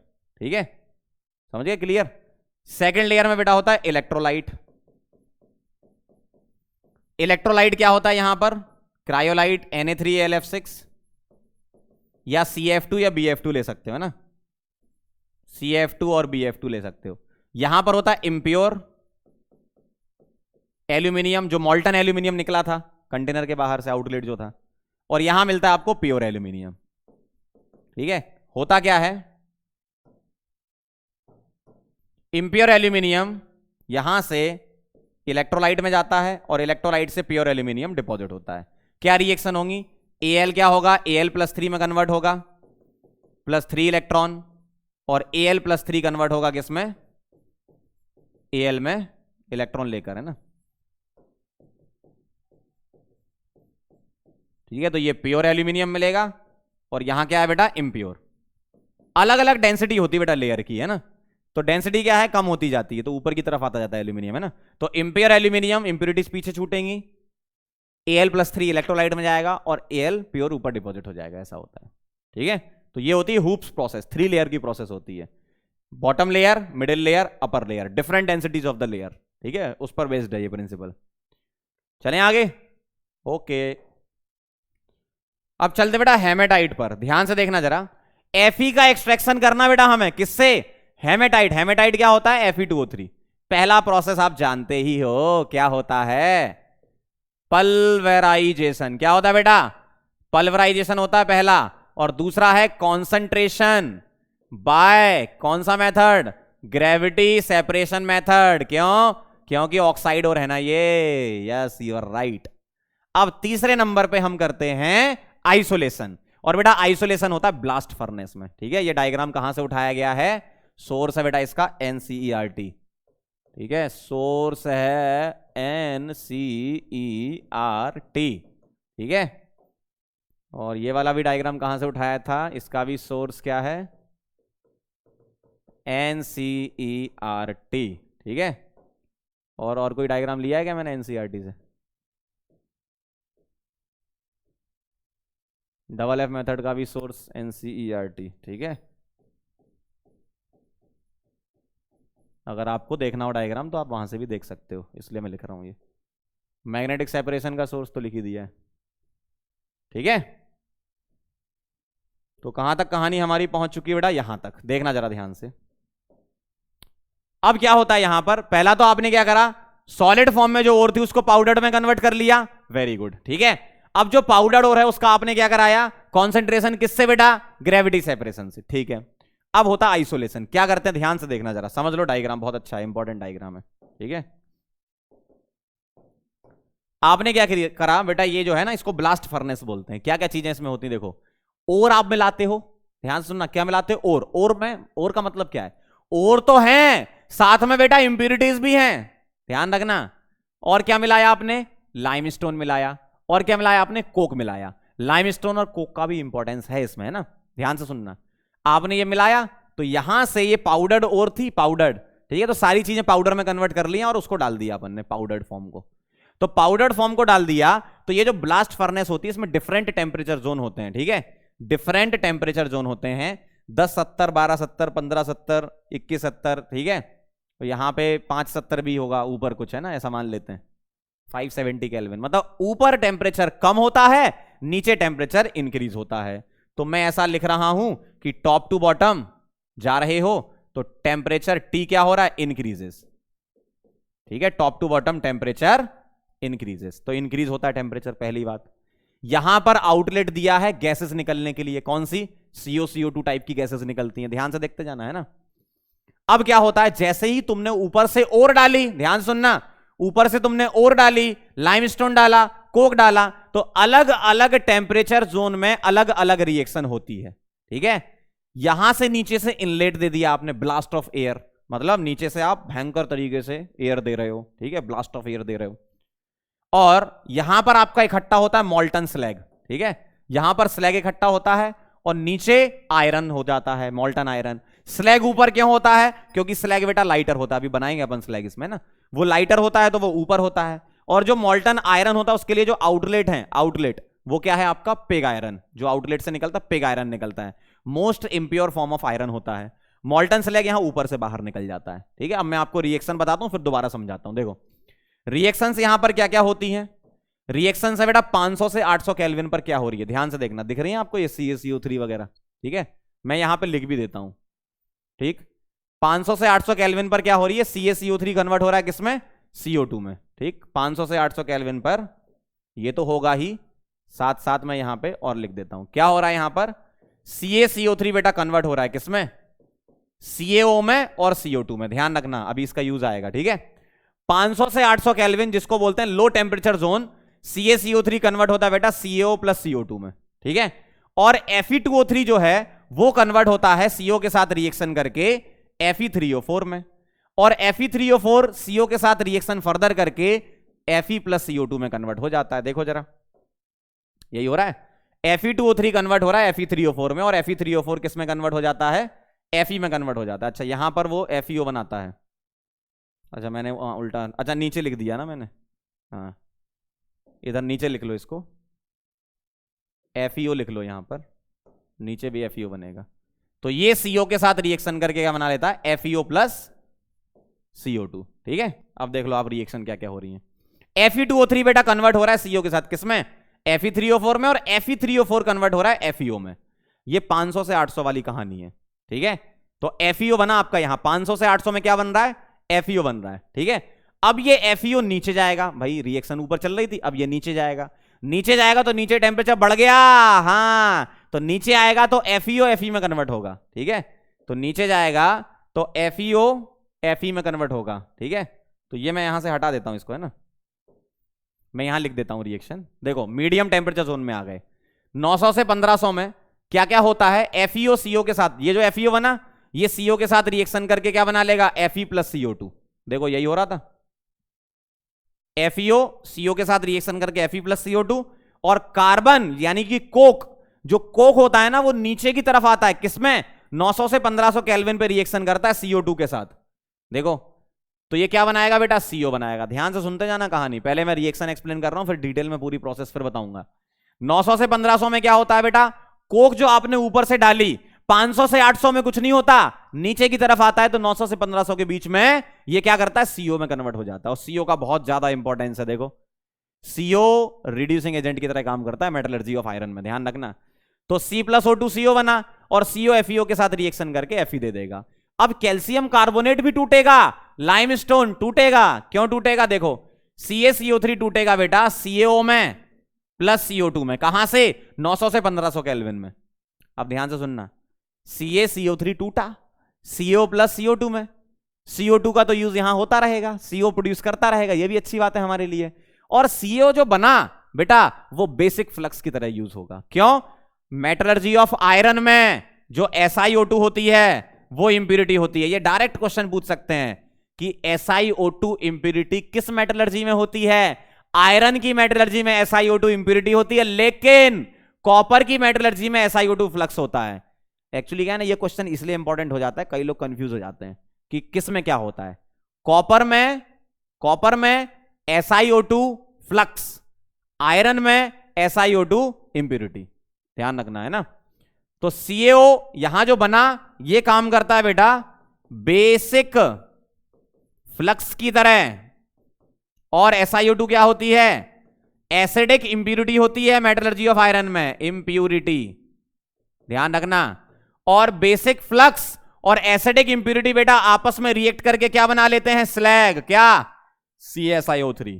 तो आयरन की मेटलर्जी में स्लैग क्या बनता है, CaSiO3 बनता है, कॉपर की मेटलर्जी में स्लैग क्या बनता है, FeSiO3 बनता है, ध्यान रखना है ना।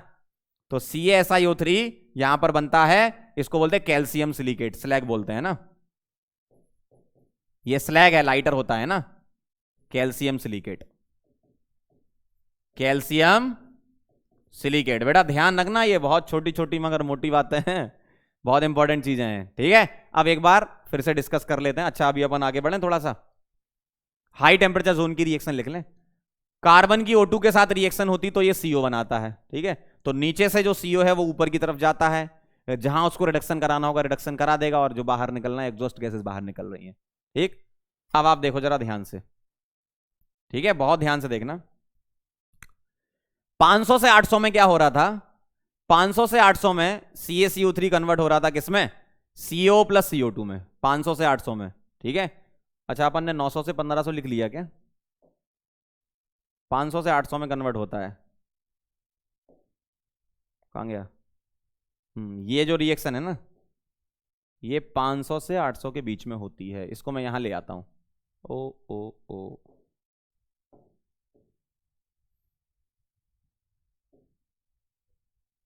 ये रिएक्शन यहां होती है, ठीक है, 500 से 800 में। देखो क्या होता है, 500 से 800 में limestone CO plus CO2 reaction यहां नहीं करता, वो नीचे जाएगा, नीचे जाएगा तो रिएक्शन करेगा 900 से 1500 में, लेकिन टूटता वो 500 से 800 में। Fe2O3 Fe3O4 बनाता है, Fe3O4 FeO बनाता है। तो 500 से 800 में ये 3 रिएक्शन है। कहां गया, ध्यान से सुनना, 500 से 800। अच्छा ये तो मैंने लिखी रखी थी अरे ये तो पहले ही लिख रखी है, तो इसको यहां हटा दूं, लिख तो रखी है, CaCO3 कन्वर्ट होता है ना, चलो ठीक है। तो 500 से 800 में CaCO3 CO प्लस CO2 एक ही रिएक्शन, देखो 3 रिएक्शन है 500 से 800 में, एक ये वाली Fe2O3 Fe3O4 बनाएगा, फिर वो फर्दर रिड्यूस होगा FeO में, ये 3 रिएक्शन होंगे, एक ये, दूसरी ये, तीसरी ये। चलो आगे बढ़ते हैं, कहां गया, 900 से 1500 में कितनी रिएक्शन है, 3 रिएक्शन है। क्या, FeO Fe में कन्वर्ट होता है, कार्बन CO बनाता है और CO स्लैग बना लेता है 900 से 1500 में। तो 900 से 1500 में 3 रिएक्शन है, 1 2 और 3, ठीक है। CO स्लैग बना लेता है, FeO Fe बना लेता है, इंप्योर होगा ऑल दो, है ना, C प्लस O2 CO बना लेगा, क्लियर है। अब ये जो CO है वो ऊपर जाएगा, रिएक्शन करेगा 500 से 800 में, यही चलता रहता है। हाई टेम्परेचर जोन में क्या होता है, C प्लस O2 CO तो बनाएगा ही, और साथ में एक रिएक्शन और होती है जो FeO है वो कोक के साथ रिएक्शन करके Fe प्लस CO देता है। मतलब नीचे की तरफ कोक से भी रिडक्शन होता है, ध्यान रखना ये बहुत इंपॉर्टेंट रिएक्शन है। नीचे की तरफ क्या होगा बेटा, कोक से भी रिएक्शन होगी। ऊपर क्या होता है, ध्यान सुनना, ऊपर कार्बन मोनोऑक्साइड से रिएक्शन होती है, हाई टेम्परेचर जोन में कार्बन से होती है। बेटा ये सब एक्सप्लेन होता है एलिंगम डायग्राम से। किससे होता है, एलिंगम डायग्राम से, लेकिन उतना ज्यादा इंपॉर्टेंट हमारे लिए नहीं है, लेकिन थोड़ा सा आइडिया आपको दे दूंगा मैं, एग्जाम में क्वेश्चन आएगा तो कैसे करना है, ठीक है। बस मेजर आप रिएक्शंस ध्यान रखना, ये ओके, समझ गए कहानी। चलो भाई, ये हो गया हाई टेम्परेचर जोन, यानी कि 2170 के आसपास ये 2 रिएक्शन होती हैं, 2170 के आसपास 2 रिएक्शन होती हैं, है ना। ये वाली C प्लस O2 CO2 बनाता है, burning of Coke. C plus O2 क्या बनाता है, CO2, अच्छा यहां CO क्यों लिखा है, C प्लस O2 CO2 बनाता है और FeO कोक के साथ Fe प्लस CO बना लेता है, ठीक है। फाइनल रिएक्शन एक बार चेक कर लो, 1 2 3 रिएक्शन ये हो रही है 500 से 800 में, 1 2 3 रिएक्शन ये हो रही है, 2 ये हो रही है, 8 रिएक्शन टोटल ध्यान रखनी है आपको, अलग अलग टेम्परेचर जोन में, 1 2 3 4 5 6 और 7 8, ठीक है, ये हो गई। अब आप डायग्राम से पूरा समझो कहानी क्या चल रही थी, फिर से समझना जरा। ऊपर से आपने क्या करा, अब ध्यान सुन लो, ऊपर से आपने क्या करा, ओर मिलाई, ओर में क्या होते हैं, गैंग पार्टिकल भी होते हैं, इंप्यूरिटी भी होती है। क्या मिलाया, लाइमस्टोन मिलाया, और क्या मिलाया, कोक मिलाया। ऊपर से आपने पार्टिकल डाले, अब क्या हुआ, जो आपने लाइमस्टोन मिलाया 500 से 800 में वो टूटा, लाइमस्टोन ब्रेक हुआ किसमें, CaO प्लस CO2 में, क्लियर। अब आगे बढ़े, Fe2O3 CO के साथ रिएक्शन करेगा, क्या बनाएगा, पहले बनाएगा मैग्नेटाइट Fe3O4 और फिर फर्दर CO के साथ रिएक्शन करके FeO बना लेगा, क्लियर। ये 3 रिएक्शन हो गई आपकी 500 से 800 में। अब 900 से 1500 में आप चले, 900 से 1500 में चले तो आपने जो CaCO3 ब्रेक कर लिया था, किसमें कर लिया था, CaO प्लस CO2 में। तो 900 से 1500 में स्लैग बनता है, CaO SiO2 इंप्यूरिटी के साथ रिएक्शन करके स्लैग बनाता है CaSiO3। CO यहां पर बेसिक फ्लक्स होता है और SiO2 एसिडिक इंप्यूरिटी होती है, तभी स्लैग बनता है, ठीक है। और साथ में C प्लस O2 CO तो बनाता ही है, और साथ में FeO plus CO Fe plus CO2 बनाता है। 3 रिएक्शन ये हो गई, 6 हो गई। अब 2170 में चलेंगे, 2 रिएक्शन और आएंगी, कार्बन प्लस O2 CO2 बनाएगा और FeO वो रिएक्शन करेगा किसके साथ, कार्बन के साथ। 2170 में बेटा कार्बन के साथ भी रिएक्शन करने लगता है, उसके ऊपर वाले टेम्परेचर यानी कि कम टेम्परेचर पर CO के साथ रिएक्शन होती है, लेकिन 2170 में कार्बन के साथ भी रिडक्शन हो सकता है FeO का, वही लिखा था मैंने, है ना। ये वाली रिएक्शन है सारी, ठीक है, सारी एक्सप्लेन कर दी। अब ऊपर से नीचे की तरफ आते जाओगे आते जाओगे आते जाओगे आते जाओगे तो मॉल्टन आयरन आपको नीचे मिल जाएगा, इसको अलग कर लिया, और इसके ऊपर स्लैग मिल जाएगा आपको। लाइटर होता है तो ऊपर रहेगा, उसके लिए एक अलग आउटलेट दे दिया और इसके लिए एक अलग आउटलेट दे दिया, सिंपल सा बिल्कुल, है ना। अब यहां जो आयरन मिला वो पिग आयरन मिला, 4% तक कार्बन होता है इसमें, पिग आयरन में बहुत इंप्योर फॉर्म होता है, ठीक है, 4% तक होता है इसमें, इंप्योर फॉर्म ऑफ आयरन होता है, ठीक। प्यूरिफिकेशन कैसे कराते हो, पिग आयरन जो है 4% तक आयरन होता है, ये कन्वर्ट होता है किसमें, कास्ट आयरन में सबसे पहले, ठीक है। पिग आयरन से क्या बनता है, कास्ट आयरन, 3% तक इसमें आयरन होता है, ठीक है। पिग आयरन जो है वो क्या होता है, इंप्योर, कास्ट उससे थोड़ा सा प्योर होता है। क्या करते हैं, स्क्रैप आयरन यूज करते हैं या कोक यूज करते हैं, हॉट एयर ब्लास्ट दे देते हैं, मतलब जला देते हैं, कार्बन निकल जाता है CO CO2 के फॉर्म में, ठीक है। और इसमें जो इंप्यूरिटी होती हैं वो कौन सी इंप्यूरिटी है बेटा? MnSi, सल्फर और फास्फोरस। ठीक है, इसको ऐसे याद कर लेना, मानसी से प्यार। ठीक, इस तरीके से आप याद कर सकते हो। ठीक है, MnSi, S और P। अब जो रॉट आयरन है वो कैसे बनाया जाता है? ये और प्योर फॉर्म है आयरन का, है ना। रॉट आयरन प्योरेस्ट फॉर्म होता है आयरन का, अगर हम बात करें। उसके बाद स्टील वगैरह बनाते हैं। Wrought iron is prepared by heating of cast iron, जो कास्ट आयरन ना, in reverberatory furnace lined with Fe2O3। तो Fe2O3 क्या करता है? इसके कार्बन के साथ रिएक्शन करके Fe प्लस CO दे देता है, सॉरी CO2 दे देता है। ठीक है, तो Fe2O3 कोक के साथ रिएक्शन करके Fe प्लस CO2 बना देता है। मतलब ये आपको याद रखना पड़ेगा। ठीक है, चलें आगे। ओके, अब है बेटा प्यूरिफिकेशन मेथड। सारी मेटलर्जी अपन ने पढ़ ली बहुत अच्छे से। आयरन की मेटलर्जी अच्छे से याद रखना, 8 रिएक्शन, 500 से 800 में 3 रिएक्शन, 900 से 1500 में 3 रिएक्शन और 2170 पे 2 रिएक्शन। ये बहुत इंपॉर्टेंट रिएक्शन है। ठीक है, और स्लैग वगैरह याद रखना, और कौन सी यूज करते हैं वो याद रखना, काम हो जाएगा आपका। चलो बेटा, कुछ प्यूरिफिकेशन मेथड और होते हैं, तो अपन सारे प्यूरिफिकेशन मेथड पढ़ लेते हैं एक बार, है ना, जो आपके लिए इंपॉर्टेंट है आपके एग्जाम के अकॉर्डिंग। बेटा डिस्टिलेशन है सबसे पहले। डिस्टिलेशन क्या होता है? impure metal is evaporated to obtain pure metal as distillate। मतलब impure metal से उसको इवेपोरेट करा देते तो प्योर मेटल बन जाता है। ऐसा कहां यूज करते हैं? Used for low boiling metal like Zn and Hg। मतलब जिनका बॉइलिंग पॉइंट कम होता है वो कम टेम्परेचर पर ही वेपर में कन्वर्ट हो जाएंगे, उसको सेपरेट कर लेंगे और उसको अलग से कंडेंस कर लेंगे, काम हो जाएगा। Use for low boiling metal, जिनका बॉइलिंग पॉइंट कम होता है, उसके लिए ये अपन यूज कर रहे हैं ना। इवेपोरेट करोगे तो जिसका बॉइलिंग पॉइंट कम है वो इवेपोरेट हो जाएगा, इंप्यूरिटीज का बॉइलिंग पॉइंट ज्यादा है वो इवेपोरेट नहीं हो पाएंगे, तो पीछे छूट जाएंगे। आपने सेपरेट कर लिया, सिंपल सा है। दो लोगों को अलग करना है, एक को अलग कर दो, दूसरे को अलग, इंप्यूरिटी अलग हो गई और अलग हो गई, है ना, मतलब मेटल अलग हो गई। अगला है बेटा लिक्वेशन। लिक्वेशन कब यूज करते हैं, कैसे यूज करते हैं, पहले तो देखो। Impure metal can be made to flow on sloping surface by this way metal is separated। मतलब एक स्लोपिंग सरफेस मान लो आप, ऐसी है, ठीक है, ये स्लोपिंग सरफेस है, ठीक है, तो इम्प्योर मेटल को इस पर ऐसे डालते हैं तो बेटा जिसका मेल्टिंग पॉइंट कम होता है वो पहले मेल्ट हो जाएगा, जिसका ज्यादा होता है वो मेल्ट नहीं होगा, तो सेपरेट कर सकते हो दोनों को। ठीक है, बहुत आसान है। ठीक, यही लिखा देखो, used for low melting metals like tin. तो जिसका मेल्टिंग पॉइंट कम है वो पहले मेल्ट हो जाएगा, उसको अलग कर लो, ऊपर सॉलिड पार्ट को अलग कर लो, सिंपल सा है ना। तो ये लिक्वेशन होता है। आगे बढ़ते बेटा इलेक्ट्रोलिटिक रिफाइनिंग। इलेक्ट्रोलिटिक रिफाइनिंग में आपको बता चुका हूं। इलेक्ट्रोलिटिक रिफाइनिंग में क्या करते हो? एनोड पर इंप्योर मेटल रखते हो, एनोड पर इंप्योर मेटल, ठीक है, ये किस में कन्वर्ट होता है? आयन में कन्वर्ट होता है। और कैथोड पर आपको क्या मिलती है? प्योर मेटल मिलती है। क्या बनाएगा ये? Mn प्लस n इलेक्ट्रॉन, इससे क्या बनेगा? M। क्या होगा ये? प्योर होगा, सिंपल सा। इलेक्ट्रोलिटिक रिफाइनिंग, और इलेक्ट्रोलाइट वगैरह आप यूज करते ही हो। अगला है बेटा जोन रिफाइनिंग। क्या है जोन रिफाइनिंग? किस बात पर डिपेंड करता है? It is based on the principal that impurities are more soluble in melt than in solid state। मतलब impurities को जब molten state में ले जाते हैं तो वो ज्यादा soluble हो जाती हैं compare than to solid state। ठीक है, used for semiconductor and metals of high purity like silicon, germanium, boron वगैरह, इनके लिए यूज करते हैं इसको, है ना। सेमीकंडक्टर या मेटल विद हाई प्यूरिटी, इनके लिए यूज करते हैं। होता क्या है इसमें? डायग्राम दिख रहा है आपको? यस, देखो ये क्या है बेटा? ये कंटेनर मान लो आप, ठीक है, ये कंटेनर में क्या रखा है? मेटल की आपने रॉड रखी अंदर, मेटल की रॉड रखी अंदर।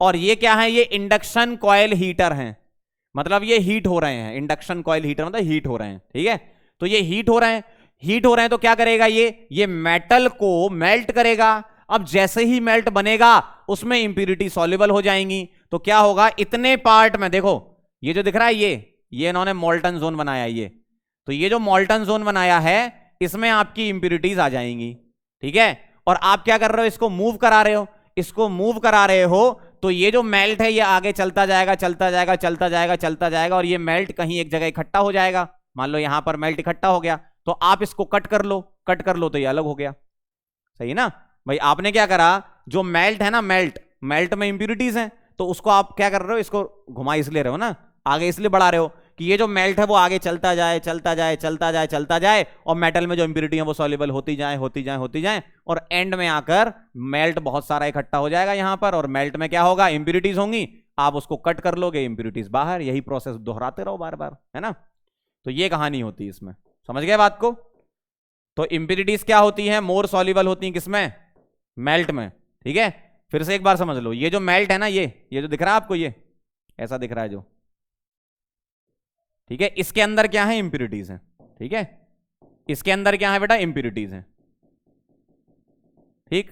अब जैसे ही आप इस हीटर को मूव कराते जाओगे तो ये मेल्ट भी आगे मूव करता जाएगा, मेल्ट बढ़ता जाएगा, क्यों, इंप्यूरिटीज सॉल्युबल हो जाएंगी, मेल्ट बढ़ता जा रहा है बढ़ता जा रहा है बढ़ता जा रहा है। तो आपको एक समय के बाद कुछ ऐसा दिखेगा, मैं आपको बना के दिखाता हूं, अच्छा लगेगा आपको, एक समय के बाद ऐसा दिखेगा इस तरीके से।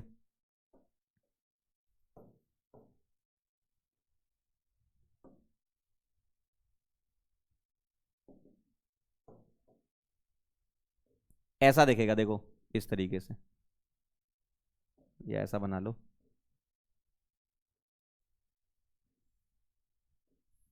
तो ये क्या हो गई, आपकी इंप्यूरिटी हो गई, ठीक। अब आप क्या करोगे, इसको कट कर लोगे, आपने यहां से इसको कट कर लिया, तो ये इंप्यूरिटीज अलग हो गई, ठीक है। ये क्या है यहां पर, इंप्यूरिटीज है, तो ये इंप्यूरिटीज क्या हो गई, अलग हो गई, इंप्यूरिटीज नहीं, इंप्यूरिटीज, ठीक है।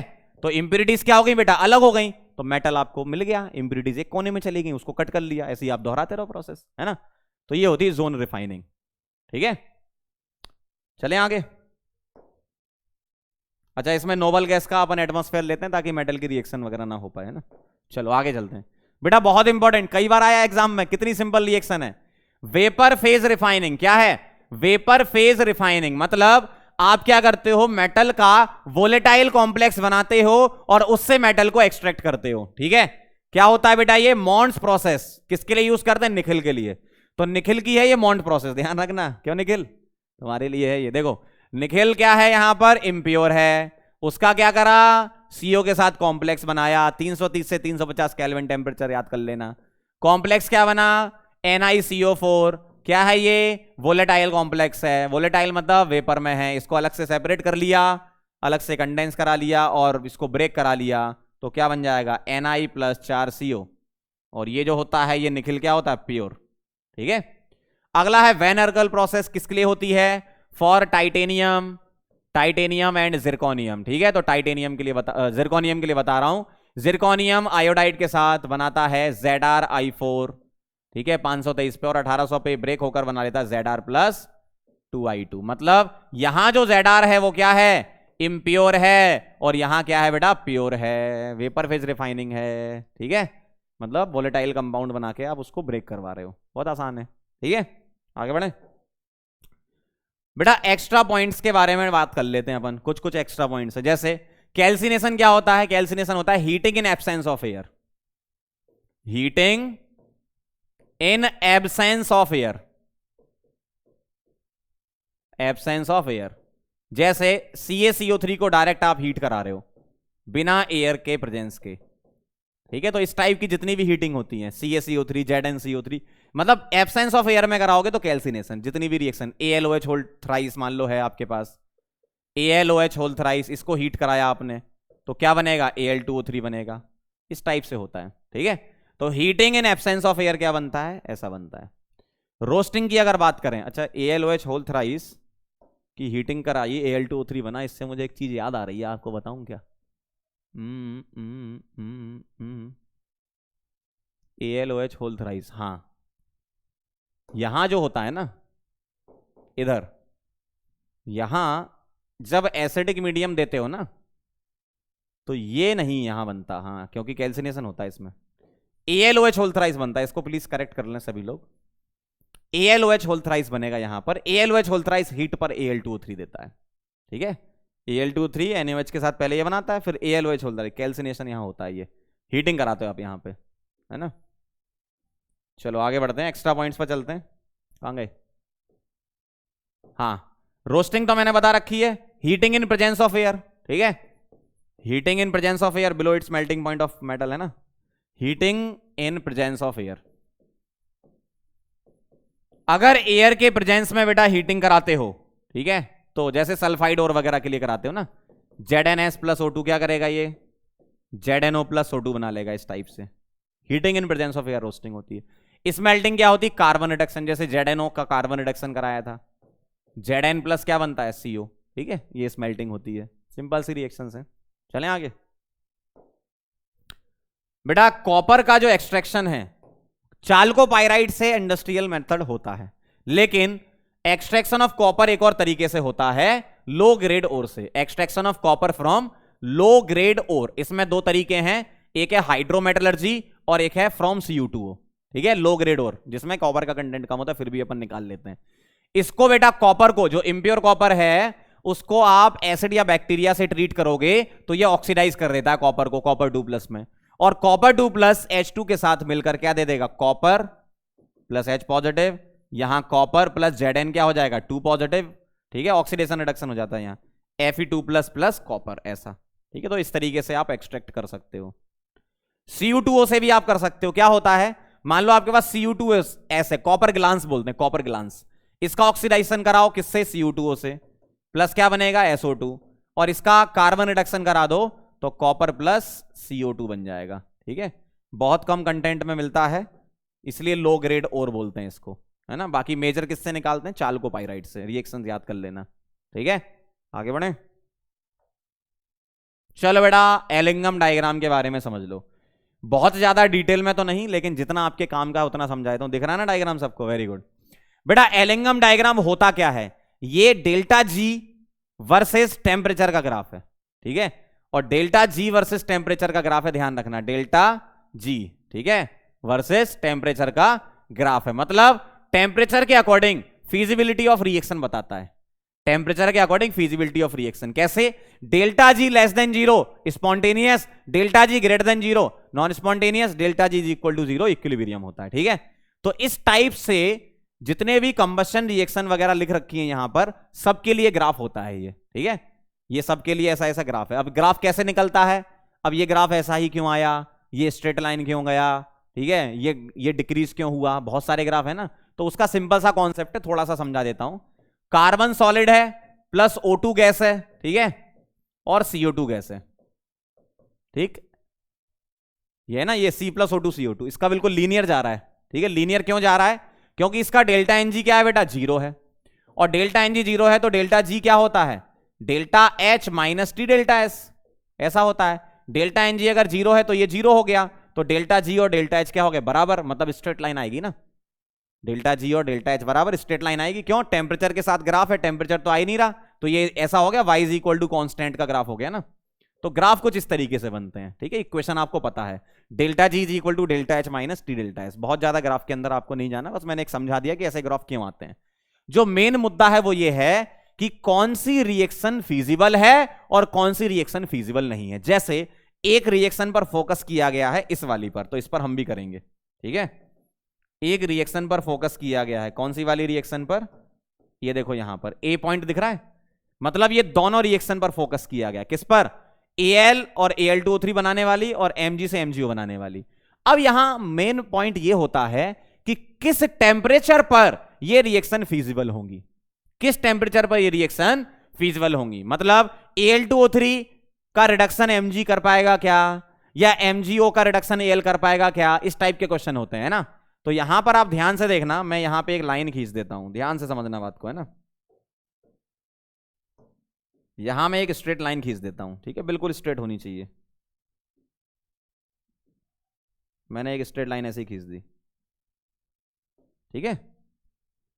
तो टेम्परेचर ये देखो 1200 डिग्री सेंटीग्रेड है, ये 1600 है, ठीक है, ये 1200 है 1600, तो बीच में 1400 आएगा,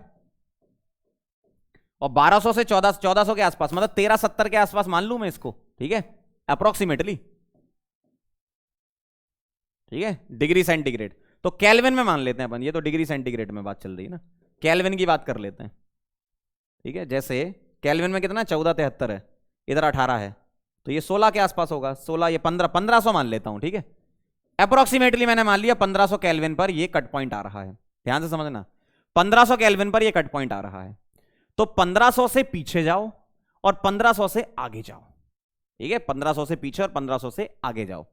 तो कब ये रिएक्शन फीजिबल होंगी वो डिपेंड करता है बेटा टेम्परेचर पर। कैसे करना मैं आपको बता रहा हूं। ग्राफ समझ गया क्या है? डेल्टा जी वर्सेस टी का ग्राफ है, अलग अलग रिएक्शन ऑक्सीडेशन रिएक्शन के लिए आपको दे रखा है। एग्जाम में क्वेश्चन आपसे ऐसा पूछ सकते हैं कि किस पर्टिकुलर टेम्परेचर पर कौन सी रिएक्शन फीजिबल है। जैसे एक तो ये एग्जांपल डिस्कस कर रहे हैं, बाकी इनमें से भी कोई ले लो। मान लो इसका पूछा, ये कट पॉइंट है, तो ये कट पॉइंट के अकॉर्डिंग हम सॉल्व करते हैं। एक में सॉल्व करके आपको बता रहा हूं, ठीक है। चलें आगे। अब ध्यान से देखना जरा, मैंने एक रैंडम एग्जांपल ले लिया, ठीक। जैसे यहां पर जो रिएक्शन थी वो एल और एमजी वाली है, मैंने अपनी तरफ से एक रैंडम एग्जांपल ले लिया सीआर और एल, ठीक है। ऐसा एक एग्जांपल मान लिया। मैं आपको कॉन्सेप्ट सिखा देता हूं क्या है, कौन सी रिएक्शन पॉसिबल है ये पूछेंगे, मैं आपको सिखा दूंगा, आप एमजी और एल का घर पे ट्राई कर लेना, है ना। एक रिएक्शन है, ऑक्सीडेशन हो रहा है, डेल्टा G1 ये दिया है। एक रिएक्शन है एल की, ऑक्सीडेशन हो रहा है, डेल्टा G2 ये दिया है। कौन सी रिएक्शन पॉसिबल है, ठीक है, ये कहानी है। अब मुझे एक बात बताओ, इसको मैं बोल रहा हूं इक्वेशन नंबर 1, ध्यान से समझना, इसको बोल रहा हूं इक्वेशन नंबर 1 और इसको इक्वेशन नंबर 2।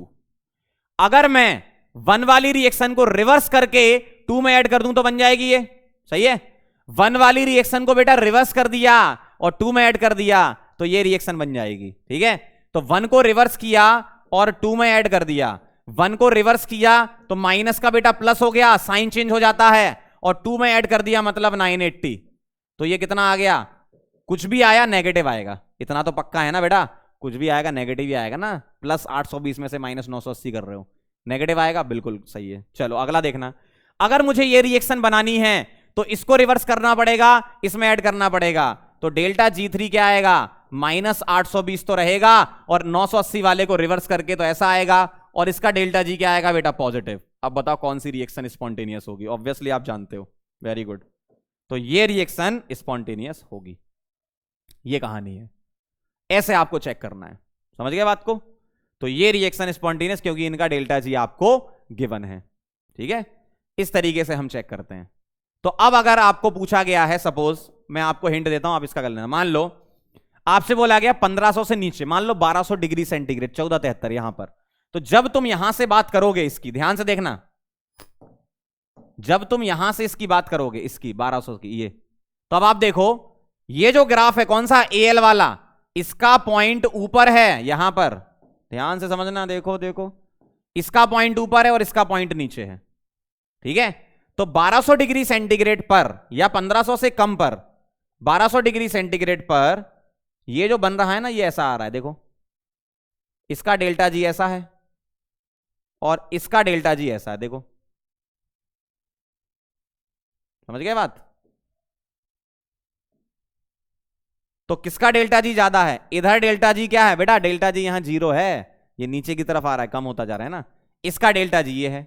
तो तुम क्या करो, इसके डेल्टा G को 800 ले लो, माइनस 800, और इसके डेल्टा G को माइनस 850 ले लो, बस 2 रिएक्शन बन गई, डेल्टा G निकाल सकते हो, ठीक है।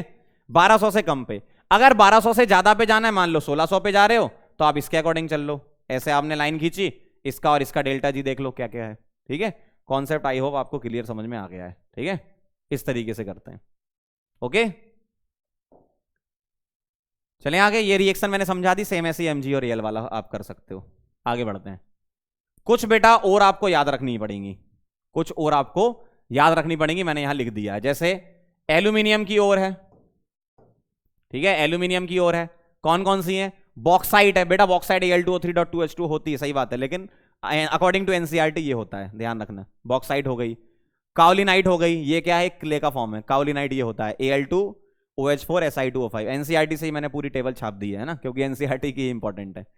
Fe हो गया आपका, Fe में कौन कौन सी, hematite, magnetite, siderite, iron pyrite, जो चीफ ओर होती है, चीफ ओर का मतलब जिससे आप एक्सट्रैक्शन करते हो, वो ये होती है, बाकी और भी और होती हैं, Fe3O4, Fe, एक बार रीड कर लेना इनको, है ना, इसी तरीके से मैंने और भी लिख दी हैं। यहां कॉपर की याद कर लेना, copper pyrite, malachite, cuprite, copper glance, ये सारी होती हैं। Zn की याद कर लेना, ये zinc blende, sphalerite, calamine, zincite, Zn है, ZnCO3, मतलब आप याद कर लोगे तो काम हो जाएगा, है ना, याद करके जाना इनको। चलो तो बेटा जाते जाते हम आपसे एक बात कहना चाहते हैं, आप यहां पर आए और आपने मेटलर्जी पढ़ा, आपको बहुत बहुत धन्यवाद। सभी लोगों को एग्जाम में एकदम फोड़ देना। Thank you so much. जितना मैंने मेटलर्जी में पढ़ाया उतना आप पढ़ के जाओ, क्वेश्चन आएगा तो बना लोगे, ठीक है। बाकी अभी तो चलो फरवरी अटेम्प्ट है, अपन और भी चीजें देखेंगे और भी एक्सप्लोर करेंगे। कब? जब मार्च अटेम्प्ट होगा, थोड़ा सा और ऐड करेंगे। अभी मैं जितना पढ़ाते जाऊं उतना आप पढ़ के जाओ फरवरी अटेम्प्ट में, ठीक है। फिर फरवरी से मार्च का भी तो अटेम्प्ट है हमारे पास, है ना। तो फरवरी में जैसे ही आप देकर आओगे पेपर, फिर से कार्यक्रम चालू कर देंगे और कुछ चीजें ऐड करेंगे उसमें। लेकिन इतनी पढ़ा देता हूं कि आपका काम हो जाएगा, ठीक है। चलो मिलते हैं फिर नेक्स्ट लेक्चर में, तब तक के लिए ओके बाय।